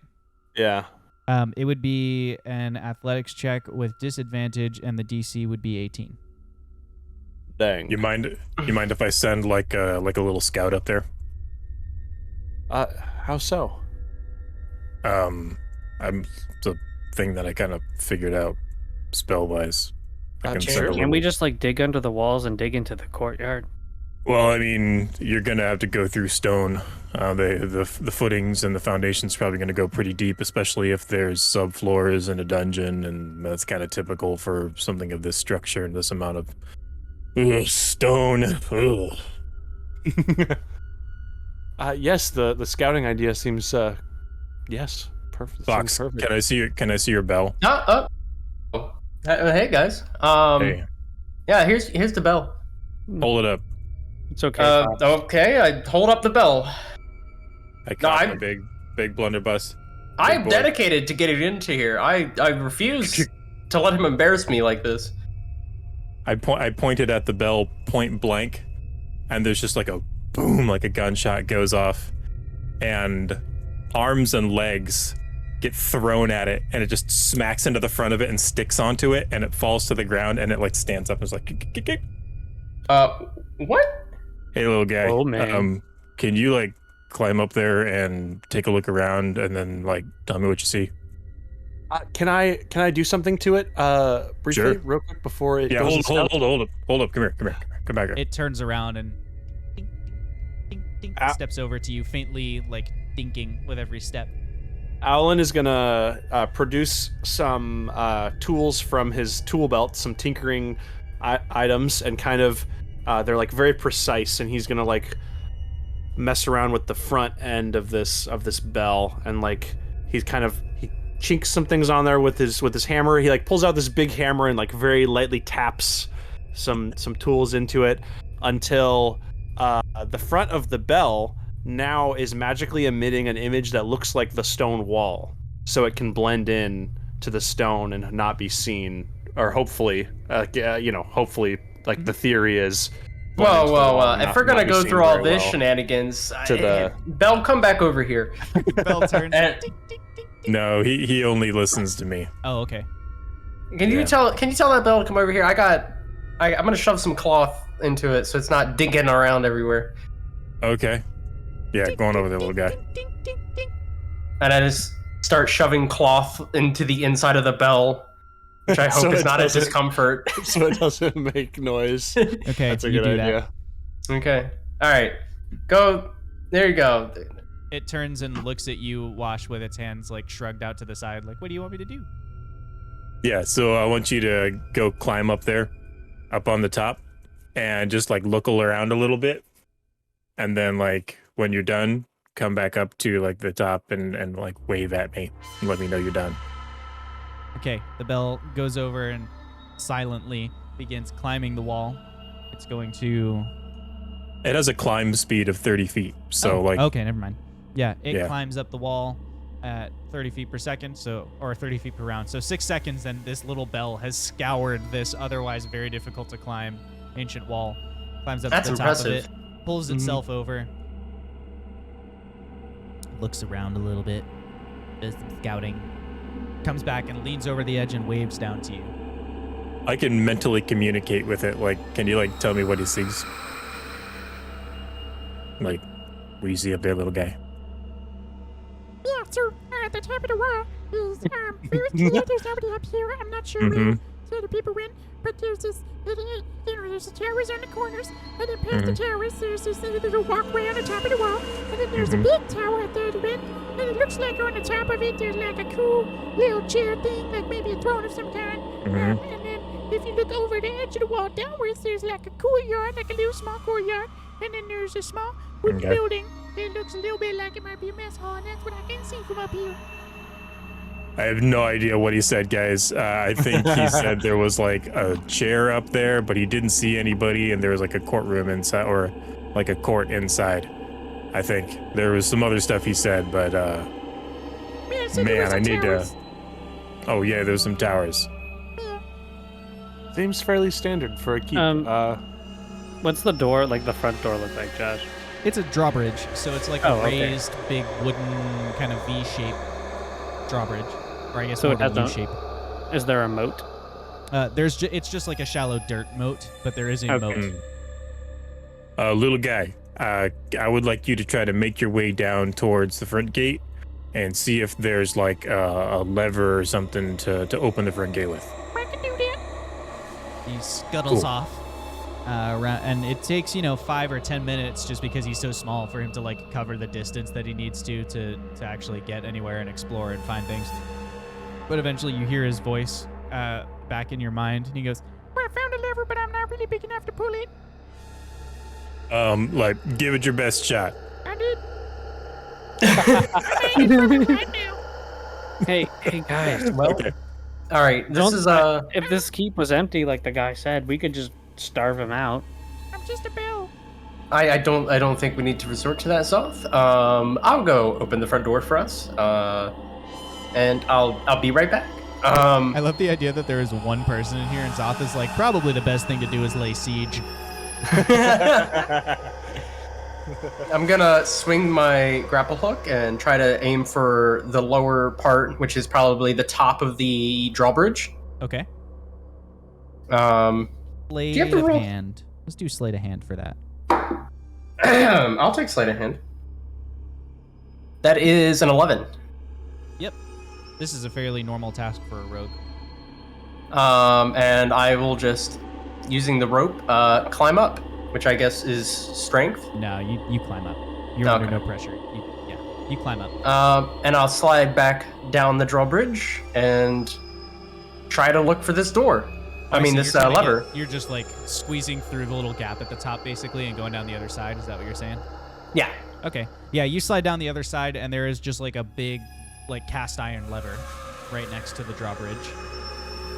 Oh well, that's pull that. Do I see the bell?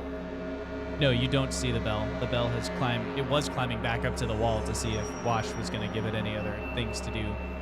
Gotcha. I'll just pull the lever down. Okay. You pull the lever down, and the drawbridge, kind of creaks down and lands with a thud across the dirt. I'm gonna hold my hand back to whoever's to like my companions to be like hold, and I'm gonna wait for about 30 seconds to see if I hear any commotion from inside. As you wait for those 30 seconds, you do hear someone inside go, "Invaders!" And their voice echoes around the courtyard. You can't actually see them. You just know he's there. "Invaders! To arms! To arms! Defend the keep!" Now, Call, you literally invited me to come in here. Little guy, If I do you was see able. anything up there? Let me have another look. Nope. Am I incorrect? It was Sire? an insult. It was a snub. I didn't Well, actually perhaps want you to should come have inside. worded your snubs better. I'm Snub starting this. to think you're not very royal. At that moment, Fox, make a dexterity save. Ooh. Somebody's He's gonna losing patience. like aim a catapult at him. It's like the whole catapult. The way Josh didn't reply is alarming. 9. That's not good for sorry. you. Sorry, not 9. I forgot to add my proficiency bonus. That is 10. Nope. Yeah. You take... Proficiency bonus is +3. He means his general bonus generally. A lot, because it requires math, Yeah, apparently. it's math. You take 21 points of Oh. damage Yo, as the fire arrow hits the barrels of gunpowder next to you, like nestled in the Oh. shadows of this hallway, he fusion and coiled you. explodes them. Wow. Okay. Got him. Because you're in the little Is that hallway what Fox thing. say as he flies backwards? Wow. It's just Owen Wilson this through the air. But it's like, wow. He like zooms by. Wow. No, what I was gonna say is there's no knockback because you're in the hallway. So it like you have a wall, so Okay. like you get knocked back into the wall, but it's not like you're flung out of the castle or anything. Mm. Right. Okay. Very rude. At this point, I will draw. Do any of the rest of us my have weapons. eyes on where the arrow I'm came going. from? I'm just like in shock, running up to heal Fox. I'm angry. This man's made me angry. From outside the castle, you could not see where it came from. Your bell is going, I saw him. He's over there. He's over there. He's over there, and I point in the same direction. okay. The bell, because it's on top of the wall, is just kind of pointing vaguely inwards. It is sort of pointing to like the left at inwards. So like maybe the back left corner of the keep, like in, one of the 4 towers at the edges. It's kind of like in at the left-ish. Ooh. Forgot I only Exactly take towards the left-ish. half damage. When you take half damage, what do you do with odd numbers? Round up. You round down. Oh, down. Sorry. Is the place where they're gesturing within 60 feet, essentially, to me? Maybe. No, probably not. It's like 100 Okay. 150, 200 feet to a Oh, side. shoot. So it's probably 200 feet Dang. the length of it. Never mind. I don't take half damage. I didn't see him. Can I run up to Fox, put my hand on him, and cast Cure Wounds? Yeah, if Jeb has his scepter out, sure. Oh. If Jeb has his scepter out, which would be cool, super cool and great. Yeah, if he did that. I mean, he just cast a spell, so he's got Yeah, it equipped okay. for the time period. Time being. Owlin will run ahead as far as he can and then cast fairy fire again and see if he can light up Like he'll cast it in his best guess of the area. So if he can run 60 feet forward, and that's 80 feet or no, sorry, blah blah blah. That's he has like he can essentially get 90 feet from where he's at, and in a 20-foot cube. Okay. Will that be the like I don't know It can reach would the Alan general think that's area where you think this person is, but we don't actually Okay, know cool. if they're there. okay? Matt- Well then Alan's will cast it then and see if he can get a ping. You cast it, Essentially. but you don't get a ping. No, nothing is outlined. Okay, the spell save DC is 14. If that helps. There wasn't Okay. a person there to ping. Oh dang. Yeah. Matt, you heal 6. All right. I'm gonna get up and I'm pulling out my rapier and I'm hunting this boy down. King my ass. Where are you, sire? Another arrow zooms through the air. You can hear it whistling, and all of you get to make a dexterity save. All of you who have entered the keep can make a dexterity save as it cuts through a rope that was above the end of this this is tunnel. some You walk through the drawbridge loony- tunnel, cuts through a rope, and drops like a boulder towards you. Basically, a chunk of the ruin was being suspended by rope, and now it is falling down towards you. You can make your dex saves. 18. 21. Got a 15. Alan, what'd you get? 8. I'm Everyone going to but use Alan. a chronal shift Okay. and cause Alan to re-roll that. Okay. Okay. 11. Everyone but Alan takes half damage. And then Alan, you'll take full damage. If I see the boulder and I have uncanny dodge, do I take no damage? No, sorry, you don't see the boulder. And this was a terrible roll for you guys. Good night. Just TPK. We survived the It's- season 1 finale, but we get TPK'd by a man pretending to Oh, be the a carnival king. castle. It's 3 6s Yeah. and a 4. So that's 18 plus 4 is 22. So 3 of you take Dang. 11, and Alan takes 22 damage. Oh As my the God. chunk of ruin falls down towards you and creates difficult terrain as it splinters across the ground All right. of the courtyard. So it's stretching in front of you now is the courtyard, and now that he's fired twice, you can see him crouched in the one of the upper floors of the main tower, like the back center of this keep where like presumably important people would sleep and stuff. He's at one of those at the window, and he's fired. That's where he's firing his arrows from. This is Home Alone. Damn it. They Oh. did not inform us that he was a marksman. All right. I don't think they just knew. because I'm a performer, I can't shoot. Josh. Mhm. I am going to cast Prayer of Healing up to 6 creatures of your choice that you can see within range. Each regain hit points equal to 2d8 plus your spellcasting ability modifier. So all my friends are going to heal. All my homies heal. Yeah. Okay. You are heal going your to homies. heal 13. Everyone gets 13 health. Nice going. go. All right. Listen, you little. All right. You better get down there before I come over there and make you come down. Smooth, Fox. Real smooth. Like I tried pretending. All right, I'm done with this bullshit. You'll have to come and make me. And he turns from the window and rushes deeper into the tower. All right. Huddle. Okay. We're not going up those goddamn stairs. I'm sorry. If this is what he has set up at the front door, I don't want to find out what he has set up on the stairs. How much No. food do you think he has? Maybe we could just wait it out. We're not. I don't laying think that's siege. necessarily the answer. However, yeah. What do you propose then? If you don't think we should just follow So- him? This, I mean, if it weren't for the fact that we need to not damage the artifact, I'd just lob another mortar up in that room and just clean it out. But that's not really a good option right now. If That I is could fair. see him, I could restrain him. do we have any way to scare him? Maybe. Maybe we could corner him. Like we could have a couple people go in on each side, try to trap him. All right. Are there multiple ways to approach that Jeb, where he seems to be going? are you I mean, able to reach the there's a roof? wall all the way around. Are you able to reach the roof of that tower? in some way or form? I know you got your Jeb- magic. Whoa.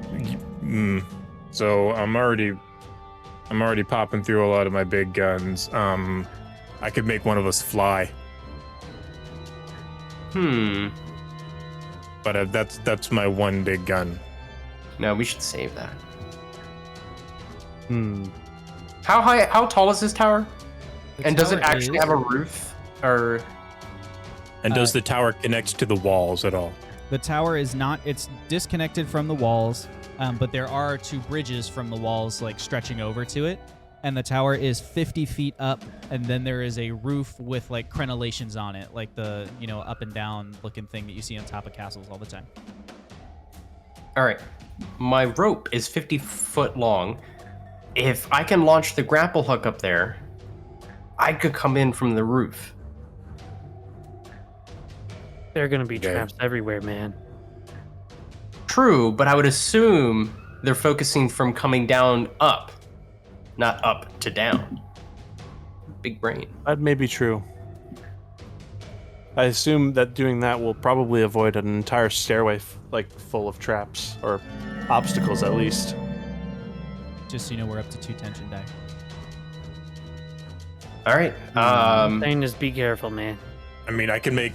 All right, I'm just gonna list through just all of the stuff that I can do just to see if it sparks an idea. I can fog him up, like an obscure stuff. I can catapult things. So I could sling one of you guys up there or something at him. I could make somebody big or somebody small. We could charge in gallantly. Behind you, striding across the drawbridge, is Owlin's friend Makar.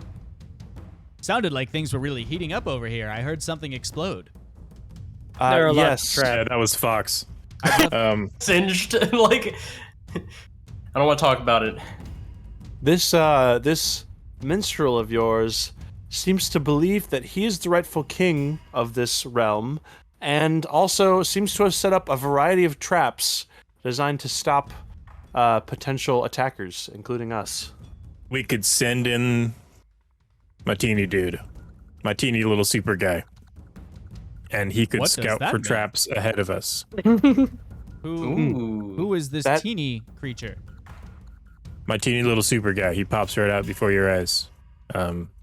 He's a super cool dude. Hey, come here, teeny little super guy. Do you mean the bell? Yeah. Yeah. The bell walks over to you, and it like climbs up because it's even shorter than Jeb is, so it climbs up your jacket to give you a little high five. Climbs back down Yeah. again. No, you can stay up here. Climbs back up your jacket. Yep. So we could, we could send him on ahead, and he's going to be around for like 8 hours, so we could have him like check stuff out, or at least. And if something happens to him, then Fox is out of Bell. Fair. The worst. Yeah. I think that using it to scout ahead is using him or her or they I to scout ahead I'm is still a great gonna idea. plan to attack from the roof should all go else. I'll just wait to climb up. In the meantime, I'm gonna hop on the wall. I would recommend you do not do anything until we scout, because you've already been pummeled in the face like 3 times. I will not let this little snot. All right, I like fop doodle. fop doodle. I'll not let this little fop doodle mess with me. Okay, little son of a. May I ask, Jeb, what does this bell have like dark vision or anything that allows it to see well in case it encounters darkness? And Jeb kind of like tink tink tinks on the bell. It doesn't have eyes, but he can sense pretty much everything around him within 60 feet. Okay. So yeah, he's a pretty rad little dude. I've been kind of tinkering with him for a bit, and yeah, he's let me check something real quick. And he like flips open his book. Yeah, he's like really impervious to a lot of things, like poison and like stuff doesn't mess with him. He doesn't have a brain, so you like can't do brain damage on him. That makes sense. He like can't be blinded or charmed or deafened or exhausted or frightened or Next paralyzed, to you, Makar petrified has or pulled poisoned. out a battle horn. He holds it up to his lips and goes, "Come out, you muck spout of a Yaldson!" And obviously there's no reply, but he's just spouting insults at this person. Alan would like to ask Makar, did this bard ever display any irrational fears previously? Anything he had, previously displayed that he really gets his goat? Great question. Chat, do you want to give me an idea of a funny fear for this Hedgeborn Cumber world? Hedgeborn Cumberworld? This son of a gorge maker? Perhaps something that makes some sort of scary sound? Loiter Sack Quizby? They make good sandwiches. Quizby? That's Quiznos. Quizby. I haven't been to Quiznos in a long time. Well, you No, mean Quizbees. Quizby. Yeah, Quizbees. Oh yeah, Quizbees. Sorry, I haven't been Yeah. there in a long time either. He's afraid of bad haircuts, chat says. I believe he's afraid of not looking fashionable. That doesn't quite help. Why isn't he scared of all of us? Yeah, I got this. No, he's afraid of himself not looking fashionable. Like, he doesn't want to be a coxcomb. Oh, So we just got to get his outfit muddy. What I was Does going to anybody try have- to do is use my tinkering to make the bell emit some sort of sound that standardized tests. Yeah, I've also just recalled that he's afraid of standardized assessments. Alan, in your Yes. tool belt, do you have a pair of scissors that I could animate? Do you have a Scantron and a quill? Alan will look. Are like. Do you think artisans' tools have something similar to scissors? Oh, yeah. Okay. Yeah, Alan will produce a pair of scissors. What if I give my teeny little super guy a friend and he goes and tries to cut his hair? All right, all Or right, his all right. outfit? Hear That me would out. be quite interesting. I think that's an awesome idea. I do want to prep it with one thing, though. I want to see how he reacts to this. DM, how long was our conversation in game? Me and this hooligan. Oh, you mean when you first approached the crooked-nosed knave while he was atop the wall? Yes. It- This smelt of elderberries, man. Yeah, your conversation with the Driggle Draggle took about 5, maybe 6 minutes. Okay, perfect. And I got a okay look at him, right? Yeah, you got. I mean, he was like on top of a wall and it's nighttime, so he was like a silhouette. But like his profile, and you could tell he had the crown because it glints and like that. All right, I'm gonna shapeshift into what I believe is an ugly version of him. So standard definition. Yeah, standard. And then I will, with his voice, yell up to him. Hey there! What are you doing, imposter? Is that supposed to be me? It is you! You ragabrash! I don't Has he look showed like his- that. Has he showed his face? Yes, he's poked his head up in one window. Oh. Can I see him? Magic missile. SEAL Team 6, we got sniper, we got visual. Exactly. Alan would like to throw a javelin if he can as well. Sure. Okay. After that, after those two attacks, is he within 60 feet of me? No, because He he's will be 50 feet soon. up on the tower. So, Okay. like Never when he mind then. comes back. He's from 60, the he's edge. 60 feet up from the. How 50, much up the 50 tower? is? feet up on the tower. Oh, okay. So I got to roll twice, I think, for disadvantage. Oh no. Oh no! Just don't hit the Worth it, crown. though. I still got a 15. 15 hits, Yeah. and obviously magic missile hits. Yes, it does. What's your damage? Oh, Well, no. I'm casting it at level 3, Ooh. so Oh boy. Next to you, Makar Two extra- is like cringing. He's like, please just make sure it only hits his face and not the crown. oh, absolutely. I mean, it's going to hit him. So Javelin 3, does 5 damage. 4, Okay. 5. Oh, that's a lot of 4s. That's 19 force damage. Oh. Oof. You hit him right in the face with like 19 force damage, and as he's reeling, a javelin scrapes across his cheek and leaves like a gash of blood across his cheek. He goes, "Who dares attack the royal king? You fusterlugs!" And he turns around and like rushes back into the keep. And then you hear, as he's running, you hear like a woo, and then boom, boom, boom, like someone has tripped and is falling down the stairs. Now's our chance. Let's go.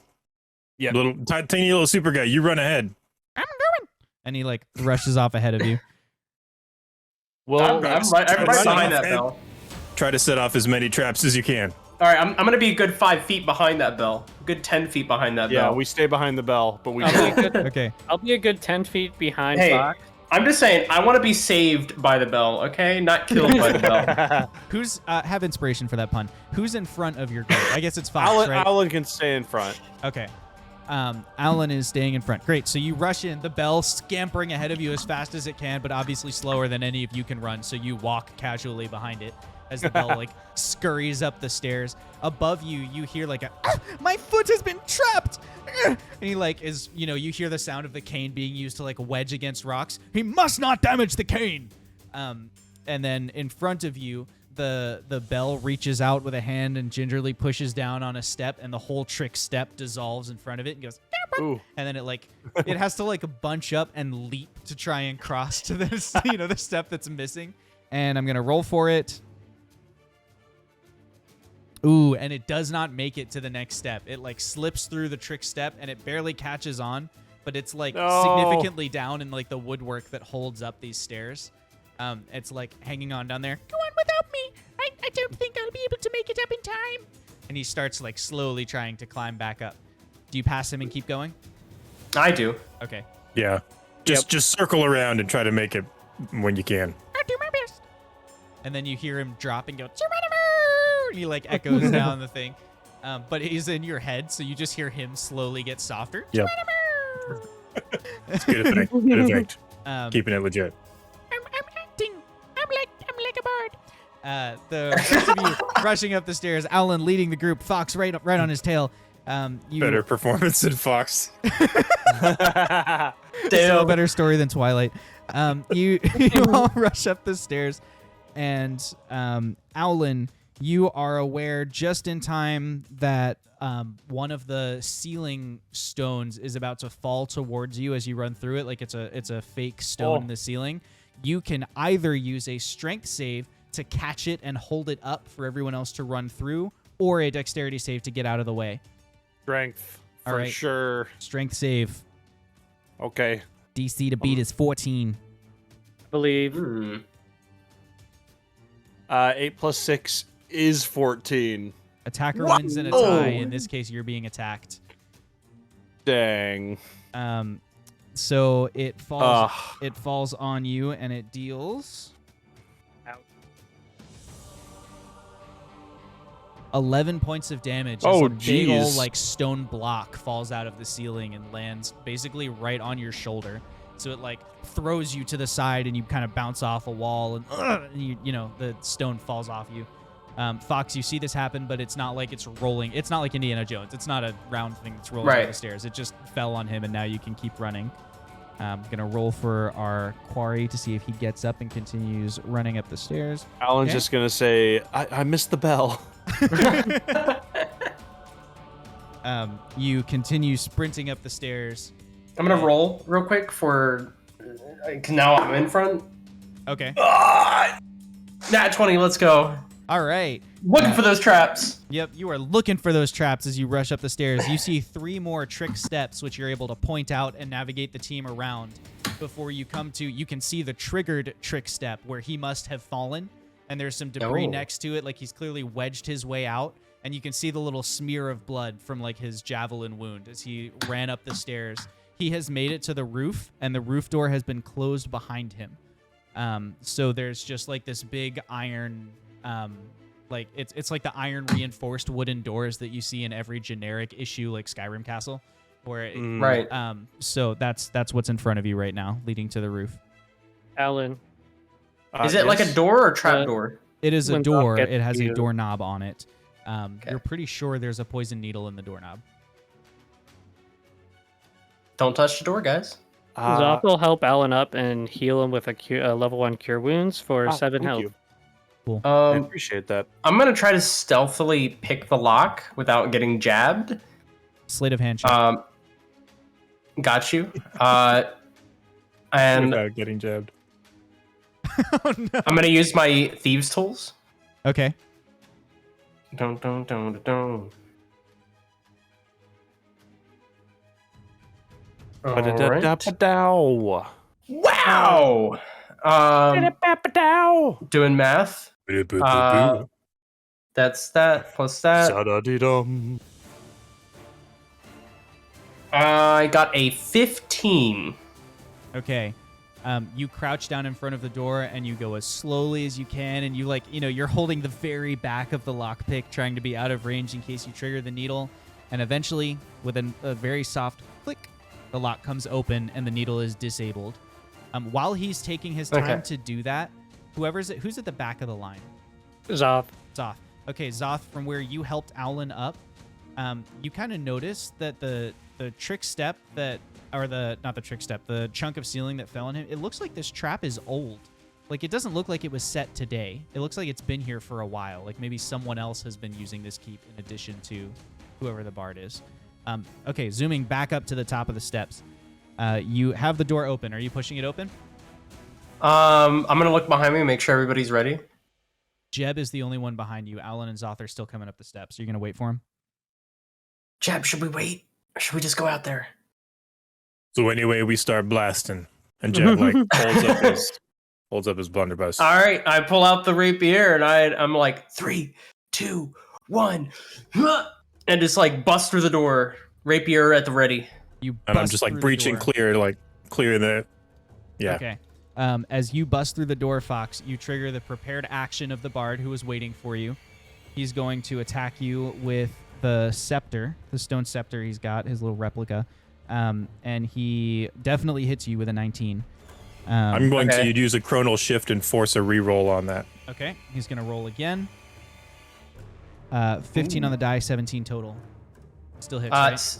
Still hits, but I want to try to take much of I can. Like, I'm going to take the hit to do as least damage as I can to the staff. Is this like your uncanny dodge ability, or are you just like, you're just trying? Okay. I'm trying to. I will take the hit. Got it. If it means that the staff doesn't get damaged. I see, to protect the relic. Yeah. Okay. So you do that. You do your best to like protect it as you get hit. And he rolled 4 damage for the scepter replica that he hits you with. The Sepulchre. The Reptor? The Sepulchre. Raptor. I think Sepulchre is cooler.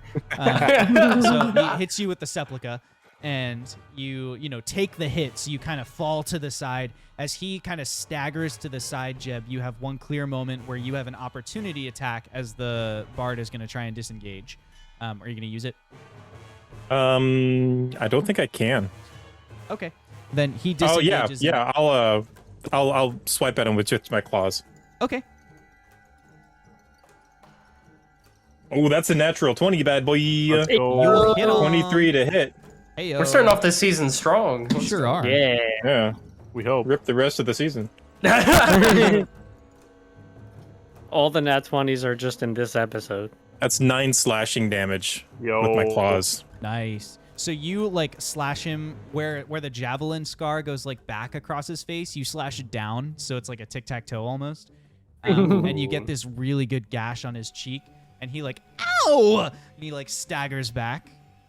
You absolute buffoon! And then he's going to, you basically have, well, I guess it's still just him and the two of you until the next round when Alan and Zoth arrive. So he'll just take his turn, you two will take a turn, and then your friends arrive. So at least I'm still a looker.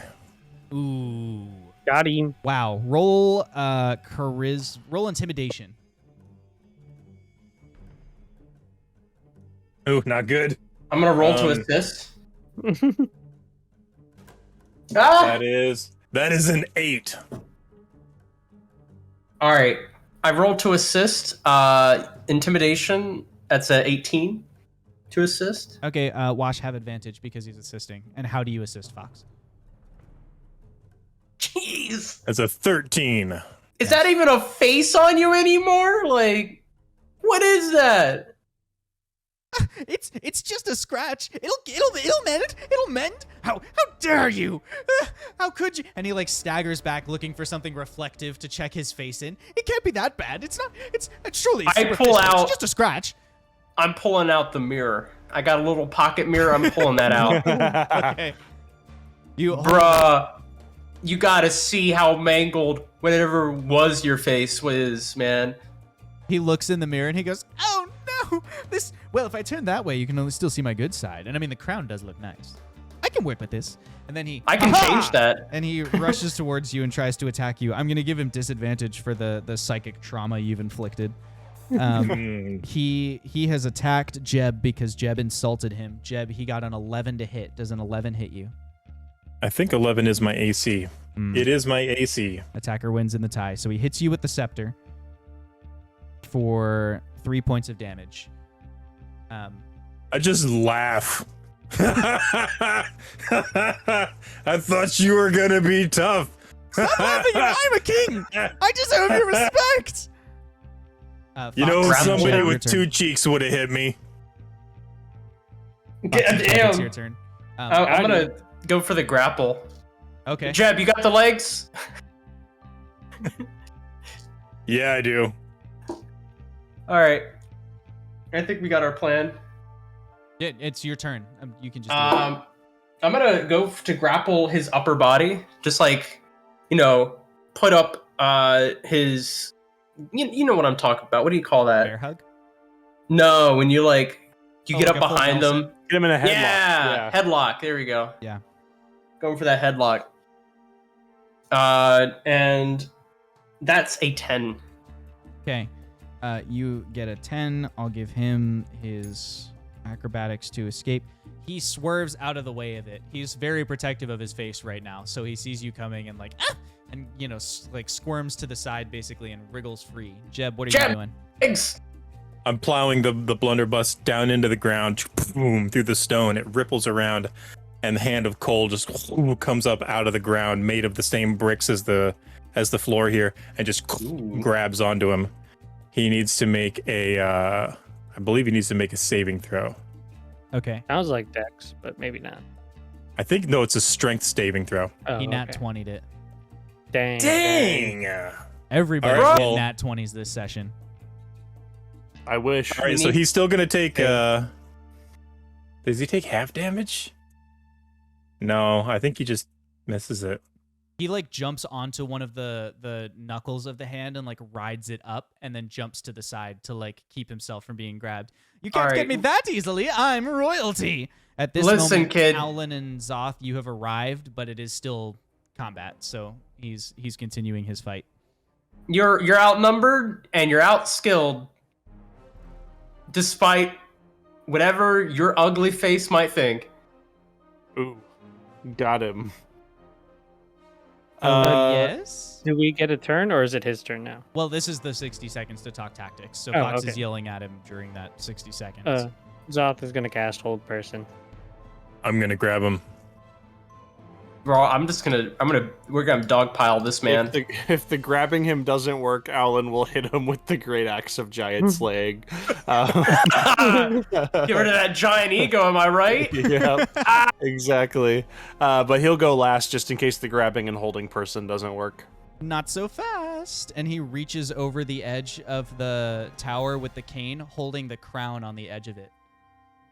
If you continue to harm me, you harm the crown. And we all owe service to the crown.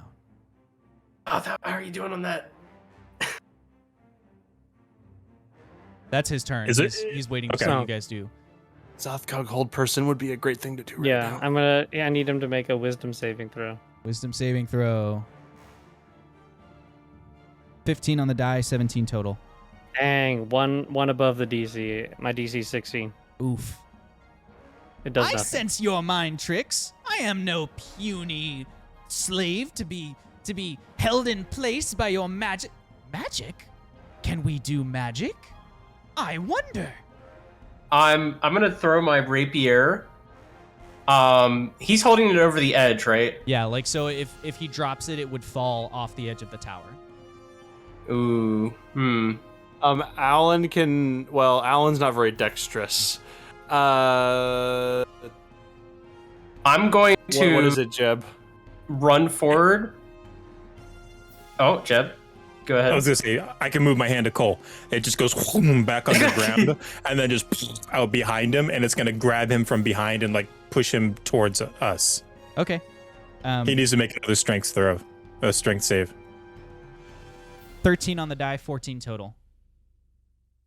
Dang it! My DC is 14. Oh my gosh! Josh is rolling just Wait, enough tonight. you're the No, attacker. that's attacker wins in a tie. You're the attacker. Attacker wins in a tie. Yeah. Oh, amazing. Okay. Yeah, we're good this time. Okay, so you push Oh. him back in. He is now restrained. Okay, so he's restrained, and the scepter that he's like holding out, he's going to try to let it go before the hand grabs him, like out of spite. So I'm gonna have him roll at disadvantage a dexterity save, and we're gonna give him a save of, I would say 12. Can I dash? Should he succeed? Yeah, you also make a dexterity save, just a normal one, to see if you can catch it. He rolled an 18 on the die, so you do need to catch it. Roll your dex save. And I'll give you the same DC I gave him, 12. Oh, I rolled an 18. Nice. Okay, so he drops it like, ha ha ha, and then looks to the side, and Fox is already there with like his hand out. He's caught the relic of the scepter, and still has the crown skewered on the end, like lightly spinning in a circle. Behind you, Alan, you can hear Makar like, oh, we got it. We got very gallant work. And he strides forward, and he just backhands the bard, who promptly falls unconscious. You Damn, I wanted to do flea-bitten, that. pox-ridden son of a fugle stick. And he like, can you unhand him so I can manhandle him? Do you need rope, sir? No. Do you need help? I can backhand him myself. I'd feel very good doing it. If you'd like a turn, you may also backhand him. Oh, thank you. And I'm gonna just wail on him. He stands back and like watches your form. He's like appraising your form with the same scholarly eye that Alan remembers once like studying textbooks with him. But now he's like, yes, good follow through. Could have used better footwork. You know, that's fair. try it again, but step more like this. And he demonstrates a different form for you. Hey, Fox. Like this. Fox. Like this. Yes. let me hold that while you're doing your thing. Oh yeah, here. Hold that for me. Wait. Yes. Okay. Guys, I have to tell you something. Yes. Yes. The block that fell on Alan wasn't set by him. It was set a long time ago. I don't know who inhabited before, but it seems like the Zoth? previous occupants.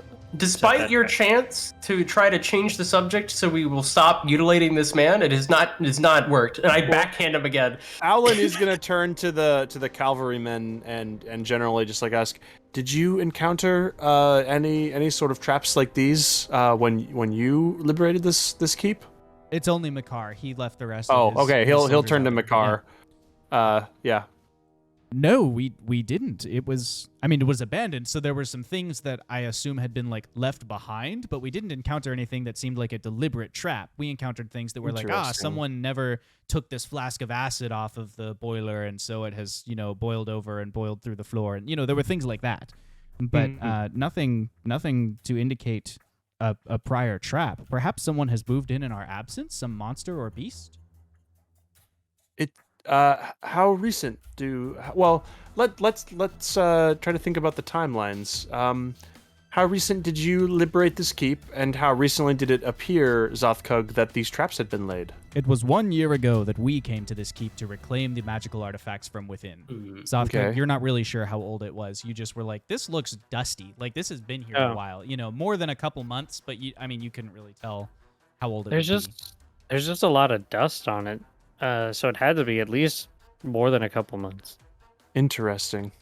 As they're having this conversation, Jeb, now holding the relics, so that Fox can continue to backhand the bard, you notice that the replica of the royal scepter is almost exactly 1 shin long, and that at the top of it there is a stone sort of crenellation-looking thing, and then on the top and bottom there are little depressions as if it's meant to connect to something else.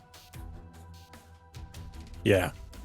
While this was going on, my hand of coal would have dropped, and I was wanting to cast Identify on them. It only takes a minute. Okay. They're all replicas, so they don't have any magical properties. Okay.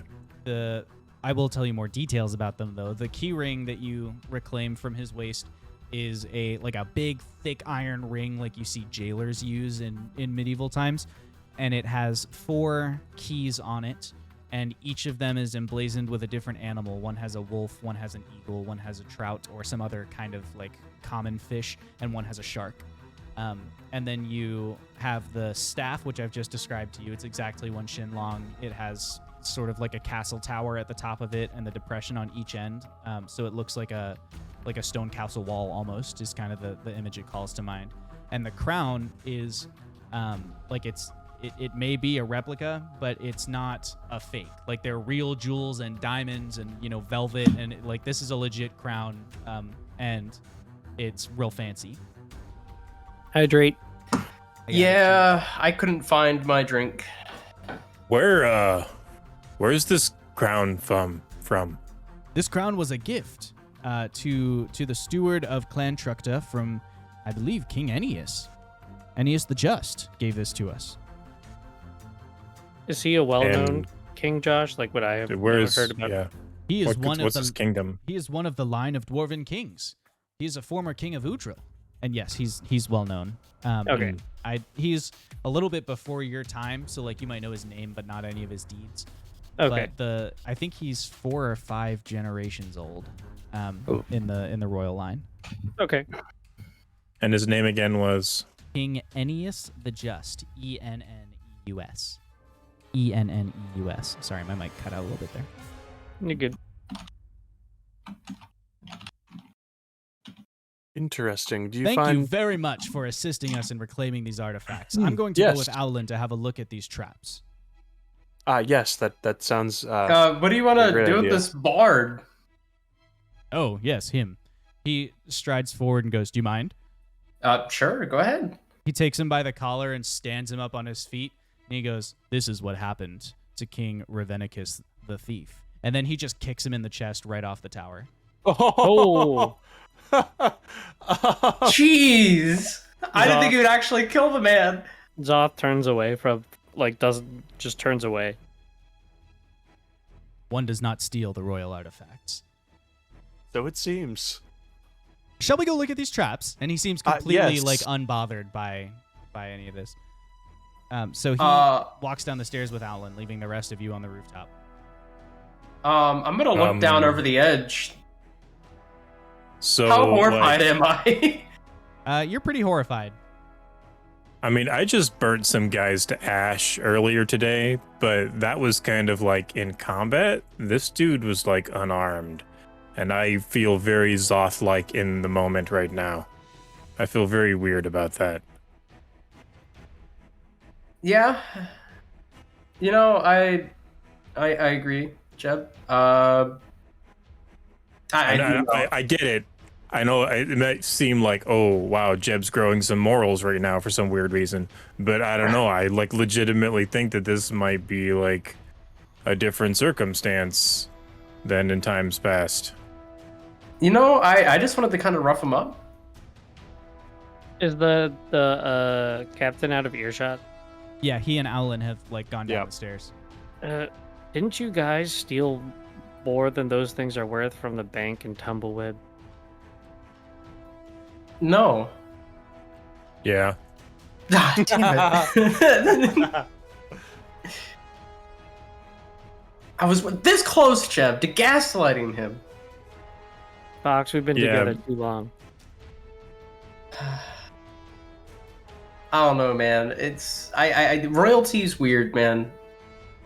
People always get weird with Hey, royalty and class and Yeah. Zoth. I was doing some research in my book the other day. And I don't have all of the notes and I don't have it all quite put together, but it kind of looks like there might be some sort of spell out there that lets a person talk to somebody when they're dead. And I know that we haven't really explored a lot of your magic, but I know that you heal, and so that's kind of like in your wheelhouse. Would you, like, now that you're around this little weave that we've got, would you have access to that at all? Let me look. Let me think about it. While he thinks about it, we go down the stairs to join Alan and Makar as they walk back down. They are now crouched over the stone block that fell out of the ceiling and hit Alan. Alan, do you want to roll an investigation for us? Yeah.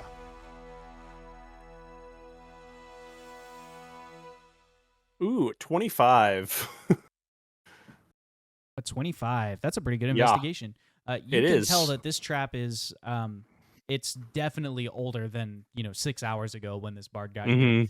You would place it between like 8 months and 10 months old. So like basically right after this thing got looted, someone moved in. Interesting. Well, you don't know if someone moved in, but like Yeah. someone came and set up these traps right after it got looted. This trap seems to have been set up within 2 to 4 months of when your men liberated this keep. That's quite interesting. That hardly seems a coincidence. Perhaps is there any one of your men that you would suspect could have turned this place into their abode or holdout or secret? I don't know, secret place of keeping something valuable that would require such traps? I'm not sure. I mean, to what end? What would the benefit be of trapping this place? It Perhaps, seems to me like I don't even know what it seems like. I can certainly check the records and see if anyone requested an extended patrol or something like that, a hunting trip or something during that time. that would be a good start. I suspect whoever did this is attempting to keep some sort of secret hidden here. I'm not sure what. Well, if there is a secret, perhaps we should suss it out. Perhaps I'm not sure. I would have to. I think it might be good to think on it a bit. I suppose the question is the secret here, like perhaps it is a secret but not our secret. Like if you are looking for the avatars, perhaps that is not a high enough priority. I'm not sure. I'm not sure. I think it may be something I need to discuss with my party mates. The other 3 guys? Yes, the other 3 guys, exactly. I understand. This is how your adventures are tempered, by the vibes. Yes, in a way. Zothkug kind of makes sure of that, but it's been really great seeing how your adventures are tempered. Very, very noble, very official. It reminds me of myself about a year ago, 2 years ago, perhaps. Yes, now there are just as many books, but I read them on the King's coin. That is quite a benefit. I remember that. That's quite a time. Although it seems as though you and your friends are much better funded than we were on the road to Rustfree. It seemed like quite a, I don't know. Then again, moving an entire army is different than a patrolling squadron sent to retrieve artifacts. I envy your time here. It seems as though you're making the most of it. Well, it's a nice time. Like, it's nice to be here, and my conditions are good, but it is a shame that I am in this situation and not happily in the tower, continuing to study under Garlel's leadership. That Garlel lives is good news. It is, and if you were to ever to wish to join us on our quest to find him, we would, at least I can only speak for myself, but I would happily have you. If Garlel was captured, that implies that the darkening was intended? Did someone take magic? That is what we believe. Yes, there's a plot, and at the center of it, ancient evil magical beings. Are you familiar? I assume you are, since you were much more astute than I as in studies. But oh no, Jacob just had a brain fart. Aboleths. Are you familiar with aboleths? By Jove, you suspect aboleths? They should Not have been just banished suspect. from this world. Seen. At least You their have projections. encountered an aboleth?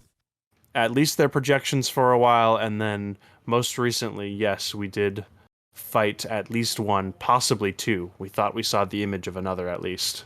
He raises a massive gauntleted arm and rests it on your shoulder with a loud thunk. And you survived to tell the tale? You have become quite the soldier. We've tried, but it was honestly thanks to all of my friends and especially Jeb. There's a lot that happened, but we did not vanquish any of the aboleths, but we escaped to tell the tale, and we believe we did some infrastructure damage to their plan, but we're not done yet. Well, perhaps tonight you can tell me more of the tale over drinks back at Clan Truxta's holdings. What do you think of that? That sounds perfect. Let us see Would if love your that. companions are ready to travel. You Um, stride back up the stairs to the group. all right, back to Jeb. So as of right now, I can prepare the spell, speak with the dead, but I would need a corpse of the creature you'd want to speak with. Later down the line, there'll be much more powerful spells that would grant different access, but it generally involves raising a corpse or bringing someone back to life. So it lets you talk to him. Briefly, but yes. But I need a corpse to do it. I need the corpse of the person to do it right now. Right. But it's like And they you need don't a have it mouth. prepared. We couldn't do it right now. We'd have to Not wait right till now. tomorrow. Yeah. Do you think it's worth getting asking some questions out of this guy's body? I think it's worth. If You don't if, mind Something me. feels off. if anyone has diamonds worth 300 gold right now, I can bring him back to life. You I all do look not. down at the crown in Jeb's hands. Oh. Hmm. No, that's not a. I mean, it is a it might not be a but it's a That's a risky if you know a when I Well, Yeah. What do you think, teeny little super guy? I'm almost there. Don't worry, I'm coming to help. Okay. You look over the edge and the bell is climbing up towards you. He's almost made it to the top of the tower. Valiantly. I love that little guy. Guys, I only have a minute from when he died to resurrect him at the moment. Well, it's going to take longer than that to walk down there to his body. Okay. Then we so can just. I think that's kind of out of. We I can think that just kind of take made his- the decision for us. We can take his corpse with us, and then tomorrow I could cast with. Let's go bury the dead. I just kind of wink at Jeb. Yeah, Let's go Yeah. bury the dead. I think that's. You know what? You're right. He put up a good fight, and we would hate to dishonor his memory without giving him a proper burial. Even as a thief. Owlin, you and Makar have just made it to the roof as they say, we'd hate to not give him a proper burial. Are you talking about burying that vagabond? As much as I Yes. hate him, I do believe Kelnor, as I Zoth, would hate to see any soul not buried. Especially one that was such a worthy opponent. I hate to see such a whiffle-waffle of a loiter-sack sot get any kind of respect in death, but I wouldn't want to impugn upon your beliefs, good sir. So I shall step aside. He's not gonna. It's not for him. It's for me. He's not gonna know. I don't know if I follow your logic, but I He's talking trust about you. the dead man's not gonna. Yeah, I mean he's It's dead. also He's not gonna go, oh, thank you very much for burying me. It's also sort of a passage for the soul to depart this world, so it doesn't bother the whoever comes here next. We've made our point. That too. On our way. Alan gives Jeb and Fox a side eye, but still I mean, it's one of those things where, like, the last time they did something off book, they ended up making them filthy rich and able to start a business, giving them startup capital. So he trusts whatever they're about to do is probably going to work out for the good. He has learned the lesson that Zoth told him in Tumbleweb he would one day learn, which is that it's best to just not ask Fox questions. Exactly. So as you go to bury the body, are you just burying the body like somewhere near the keep? No, we're not burying the body. We need it to cast this that's right. tomorrow. So, Okay. so we're probably gonna like put it in the back of the truck somewhere, or a sack, or I don't know. What do you think? Like, now that we're like down there and out of earshot again. Jeb, all right. I suggest we maybe do like something shallow or just out of the way for now, because we don't want to put them in the we don't. Oh yeah, and then we'll like just like camp the net here or something like that. Exactly. Yes. Exactly. Yeah. No, that's smart. Okay. Okay. Yeah. We can. I mean, even if it's deep, that's not a problem for me. Oh, you wanna get his legs, and I'll get the rest of him. Not really. I'll cast Hand of Coal, and I'll just like pick him up and just like. Fair enough. You and Makar are standing on top of the tower, and he's like, "So do you remember Linda?" Jeb, you mean Alan? Yeah, sorry, Alan. Do you remember Linda? Yes. What is she? Where is she now? What is she up to? She and I got married while you were away on the war. How? Where? I thought you didn't go back. Where did she find you somehow? No, she and I corresponded, and I actually made the journey back to the floating peak, and we got married, and then she came with me back to the tower. Why did we? Alan's like, I'm extremely happy for you. This is great news. Why did you not correspond with me? I tried. I thought you were dead. I haven't corresponded with anyone since the darkening. She was still in the tower. This is true. I see. Well, that is great news. I'm happy for you. It'll be great to see both her again. I didn't think she was still in the tower. Oh wait, I am so wait. Oh, when I'm you sorry. went away for the war, we corresponded and were married, and we had a great few months, and then the darkening. I'm very sorry. Me too. And then as you're having this moment together, beneath you, you just hear this as like this giant hand erupts out of the courtyard and starts just sort of you can't see what's held in it, but it just starts sliding along towards the door, stone rippling, leaving this huge ditch behind it. And Jeb is just walking along behind it, having like casual conversation with Fox. It's like I'm walking a dog. It's just like. That's awesome. That's even fun. Like there's a leash. Like you're like, come on, hand. It's like following along with you. Yeah, it's like an invisible tether coming out of my blunderbuss, just kind of pulling them along. Anyway, shall we make our way back to the clan holdings?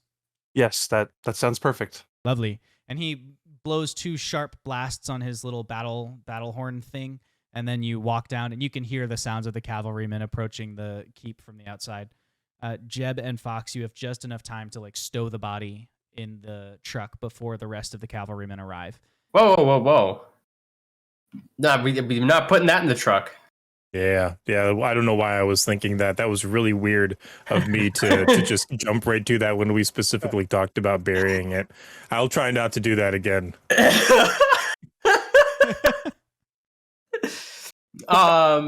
Yeah, we'll talk to the others about camping here, right? Yeah, I'll go ahead and hold his body with this hand. You go ahead and start digging. Yeah. I start like putting a half-hearted attempt with a shovel from the cart. Hey, that's pretty good digging. Keep going. Yeah, you're good. You're doing good. I gotta concentrate on this spell. Several of the cavalrymen look over at you and go, "Would you like a hand?" No. It's actually like a whole thing. Like we fought. He's got it. So I've got to be the one who buried. Yeah. It's you understand honor and all that. The last person we killed, I buried, and now it's his turn. Yeah. We were with you until that last bit. We understand honor, and we will stand vigil over you as you do your burial. And two of them dismount Oh, that's nice. and stand at attention with their spears in the ground, their horses right behind them. I'm gonna take my sweet ass time. They just stand there and wait. All right. Well, Zoth, what are you up to? Soth is just awkwardly still at the top with Alan and the captain. So he witnessed the. Oh my gosh, that's amazing! How did you guys meet again? That's crazy! Oh no, she's dead. Yeah, Zoth didn't want to say anything. Zoth's just like, ooh. Ooh. Strong silent type, your friend. That is a vibe.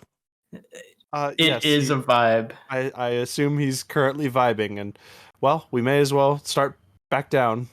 Will you join us, Silent One? Yeah, sorry, I didn't want to interrupt. He It seemed speaks like a indeed. moment. Tell me, have you found love? And he just starts walking down the stairs, striking up the conversation with you. Not yet. Good talk. Zoth is still very uncomfortable with what has happened today, so he's not. He's distracted and preoccupied. Yeah. Okay, Fox, you are still fake burying someone, and they are still standing there watching over you. Well, at this point, I'm probably actually like, we gotta put a shallow grave over this guy. Is my thought process. So I'm still digging. Put your back into it, man. Come on. It's just dirt. You already broke the grass away. The rest of your group strides up to you. Makar goes, "Are you still digging? Do you need me to have some of my cavalrymen help?" No. They're watching, and I told them this has got to be my thing to dig. So I'm digging it. While he's digging, I'm going to cast Mold Earth, very apparently aware that Makar is here, and I'm going to like help Fox. Like every time he like digs, it's just like a big 2-foot scoop that like comes with it. Can you do that at the same time as Hand of Coal? No, Hand of Coal would have worn off by now. Okay, so the body is just resting on the ground next to you. Yeah. Okay, roll stealth with advantage. We'll do it that way. I'm not trying to hide this. Oh, I thought you were like intentionally trying to hide it from Well, I'm Makar. trying to hide it from Fox. I'm trying to make him feel better, but like no, like Makar is there. I'm trying to like flex on Makar. Oh, I see what you're doing. Okay. So he looks down at what you're doing and he looks up at you, scepter in one hand, just like sort of casually hidden behind your back so Fox doesn't see it. He just squints a little bit at you. Well, okay, so that's got a lot for the easier. record, the scepter is like mounted into my blunderbuss. So it's like the new one, the big boy. So it's like Yeah. I'm holding that and I'm like casting through it. Okay. But yeah, it's not like I'm just like holding a baton out in front of me or like Right. Okay. so. Yeah, so he just looks at you, squints a little bit at the gun, looks over at Alan. Your construction? It's got that same minimalist flair. Yes, well, flair or lack thereof is how I like to put it. I'm very proud of how the stock and the hilt come together, and he like kind of like motions to like how the the woodwork is. Yeah. He's It's like, thick. I like it.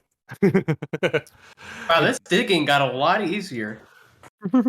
Yeah, see, it gets loamy though. The further down you get, you keep it up, pup. You're doing good.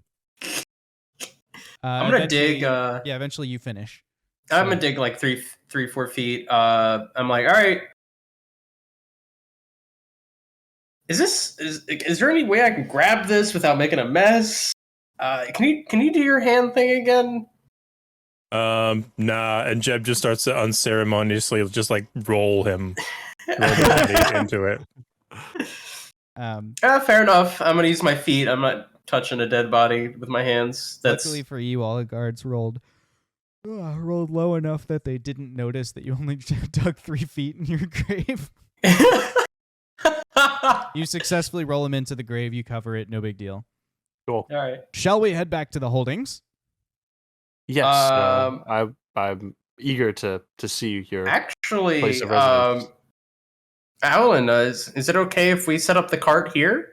Probably want to check out. Nonsense. Tonight you will dine in luxury at Clan Trukta. We will have a feast. My friend has returned from the dead. Let me make sure we got everything situated in the cart then. But then, yeah, we're good to go, I guess. I'm like looking at Jeb like, I guess that's what we're doing. How far is the journey? It is a few miles from here. It will be on the Misty Run. The river itself forms one of the borders of our holdings. It's about 15, 20 miles from where you are. The cart can make that distance, right? As I look back at Jeb. Oh, absolutely. Yeah. Yeah. Okay, yeah. What time of day is it? It's night. It's Okay. like late night now, like Okay. probably midnight, 1 in the I morning. mean, maybe we should just like sleep though, and then like head out first daylight. Nonsense, You know? nonsense. We will take care of you at Clan Trukta. It is an easy journey. We will escort you to ensure you are safe from bandits. Alan Noise. looks back at the rest of the crew and just like kind of shrugs, like, I don't know why you guys are making a big deal out of this. Like, just go. Like, I assure you, it's no trouble. It's not a big deal, Jeb, right? We can figure out what to do in the morning. Yeah, you're probably right. I don't know what I was thinking. Most generous of you. Most generous of you, sir. Lovely. Then let us go to Clan Trukta. And he hops up on his horse in a single bound and, leads on with the group. And assuming you're going with them, the cavalrymen Yep. are trying to escort you to keep you safe. So, yeah. Yeah. So after about 15, 20 miles of travel, it's maybe a half hour to get there at sort of a casual pace. You make your way to the holdings of Clan Trukta. And the first thing you see are 2 gigantic pavilions in front of a stone wall. The stone wall borders the river on one side and then stretches out in a sort of organic shape that kind of matches the rolling of the hill that it's built upon. And then in front of it are these 2 massive pavilions. He points them out to you. These are the bazaars. They are where people come to sell their wages. And sometimes we buy things to bring into the town. Sometimes we sell important things to those who are traveling past. We are an excellent stop, perhaps the first stop for convoys as they come from kingdoms like Gaim. Can And we then stop there? at the bazaar, Yes, I need to At purchase. midnight? it's not open. There's no one Wow. here at the moment. They're just empty pavilions right now. But Oh, tomorrow you guys don't could have 24-hour certainly- bazaars. No, not here. Mm. Atop the wall, you see, very vigilant, disciplined archers who are kind of strolling around and looking. One of them sees the cavalry coming and go, "Did you find it?" And he holds up, "Yes!" And he holds the scepter up with the crown on top of it. And they go, "Huzzah!" And then they call down, "Open the gate! Open the gate!" And the gates swing open. These 2 big stone doors swing open. And there's a small passage, just like the keep had, where, a guardhouse is there to make sure that nobody onerous sneaks in. And then as you step in front of the gates and you kind of get your first glimpse of the fields, and they have, they're like sport-sized fields. They could hold tournaments or jousting or whatever there. And then beyond the fields, there's a small guard tower, an apothecary, and a few other small buildings. To the east side of the holdings against the river, against the Misty Run, there's a whole scattering of cottages with lightly worn footpaths into the grass. The grass is all healthy. There's nothing left to die or overgrown or anything like that. It's all been weeded well and tended. And then at the center of the holdings is the sort of their pride and joy. It's the big museum, the Hall of Artifacts. That's where I work, Owlin. And he points at it. It's like this big fancy building of brick and stone. And then beyond that, you can see the Steward's Keep. And beyond that, the storehouses. The barracks are just behind us, and you can see built into the wall where the gate is, there's a large barracks for the militia. But for tonight, let us go to one of the taverns. And he leads you to one of the taverns for a drink.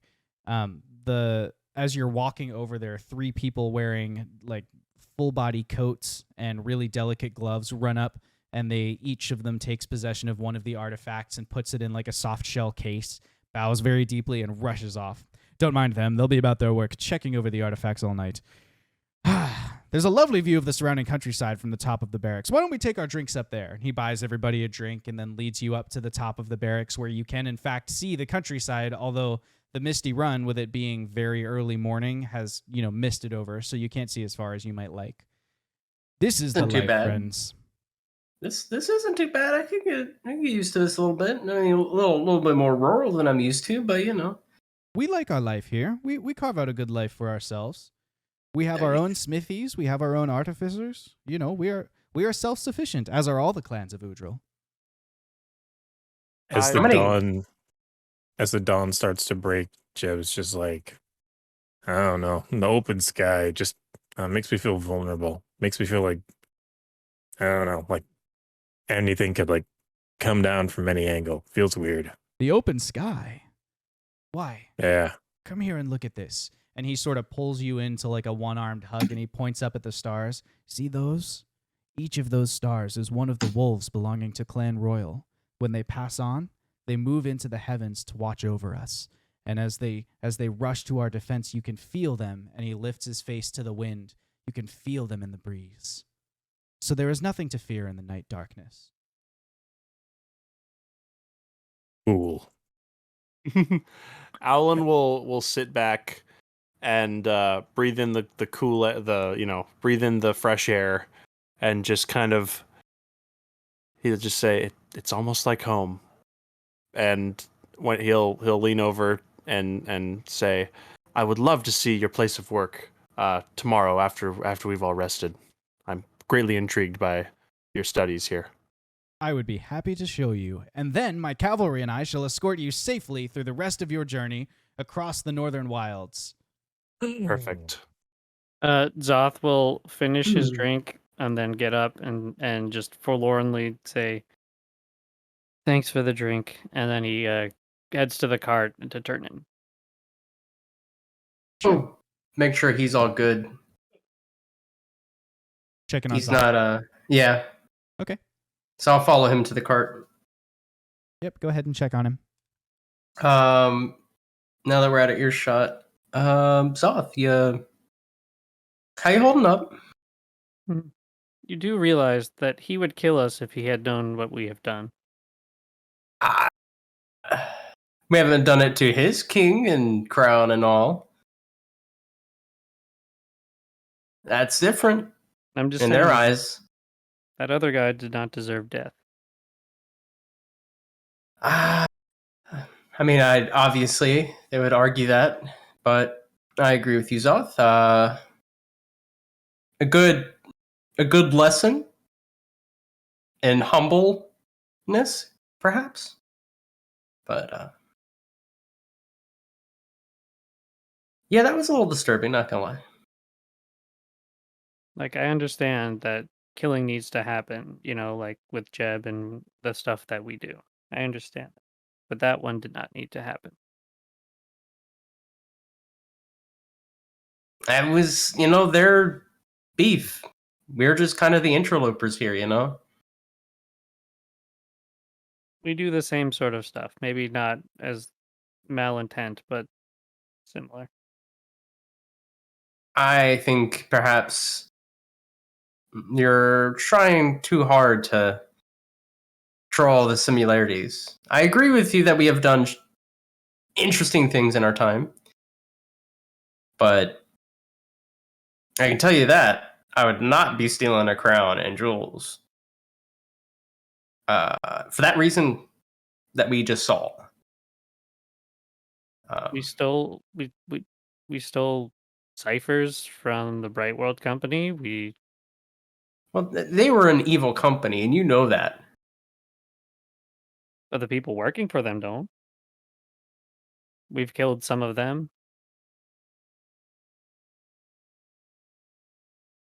So if I'd what do you want me to say, huh? I'm just trying to help you see what I'm seeing. And I'm not saying that this stuff is going to stop. It's only going to get worse for us. I'm just saying it's different, and we don't know the context. Okay. That could have been the gravest sin to them, is touching those artifacts. Which it kind of, seeing how they were handling them, even though they were only replicas, it kind of looked like that's what that was. He had committed some grave sin. All right. We have freed artifacts from people, or items, I should say, from people. But we haven't committed any grave sins. If anything, we're working against that. We're trying to help the world. Now, that's gotta mean something.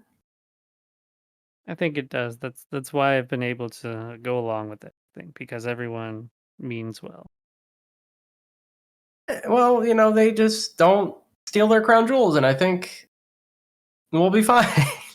And I understand to the captain that, he's the good guy and the other guy's the bad guy, clearly. Like, stealing is wrong, and I'm sure those relics are very valuable to them. I know, South. I agree. Like I said, it's not the But punishment I would have dealt. we are or I guess if Tumblewed had figured out what had happened, we would be definitely marked as more severe criminals than we are. Well, that's the difference. He got caught and was being dumb. And we haven't, and we're not as dumb. And we do it for different reasons. Maybe we can find out tomorrow what his reasons were. Doesn't sound like we'll get that chance. Well, let's go for a hike, quote. A 20-mile hike. Yeah, why not? We got the cart. Yeah. Alrighty. As you're having this conversation outside the cart and it's sort of drawing to a natural close, a gust of wind comes in through the gates just as they're being closed and pulls a small sheet of paper off of one of the notice boards near the fields where your cipher truck has been sort of parked for the evening. It blows over towards you, and Fox, you just catch it out of instinct. Something's flying by and you're able to stop it. You catch it and look down at it, and what you see is a drawing of the Four Guys Ventures and Vibes logo, and underneath it, it says "Wanted for Crimes Against Tumbleweb" on it. And on that note, roll that up. we turn another page in the story of Four Guys Ventures and Vibes. Thanks for joining us for tonight's adventure, friends. We hope you'll join us next Monday when the tale continues here at the Winged Badger Tavern. And until then, from all of us here at Winged Badger Gaming, featuring Wash Brunello, who streams over at twitch.tv/WashBrunello, what do we say to the people, Wash? BGs and GN. Have a good night, everybody.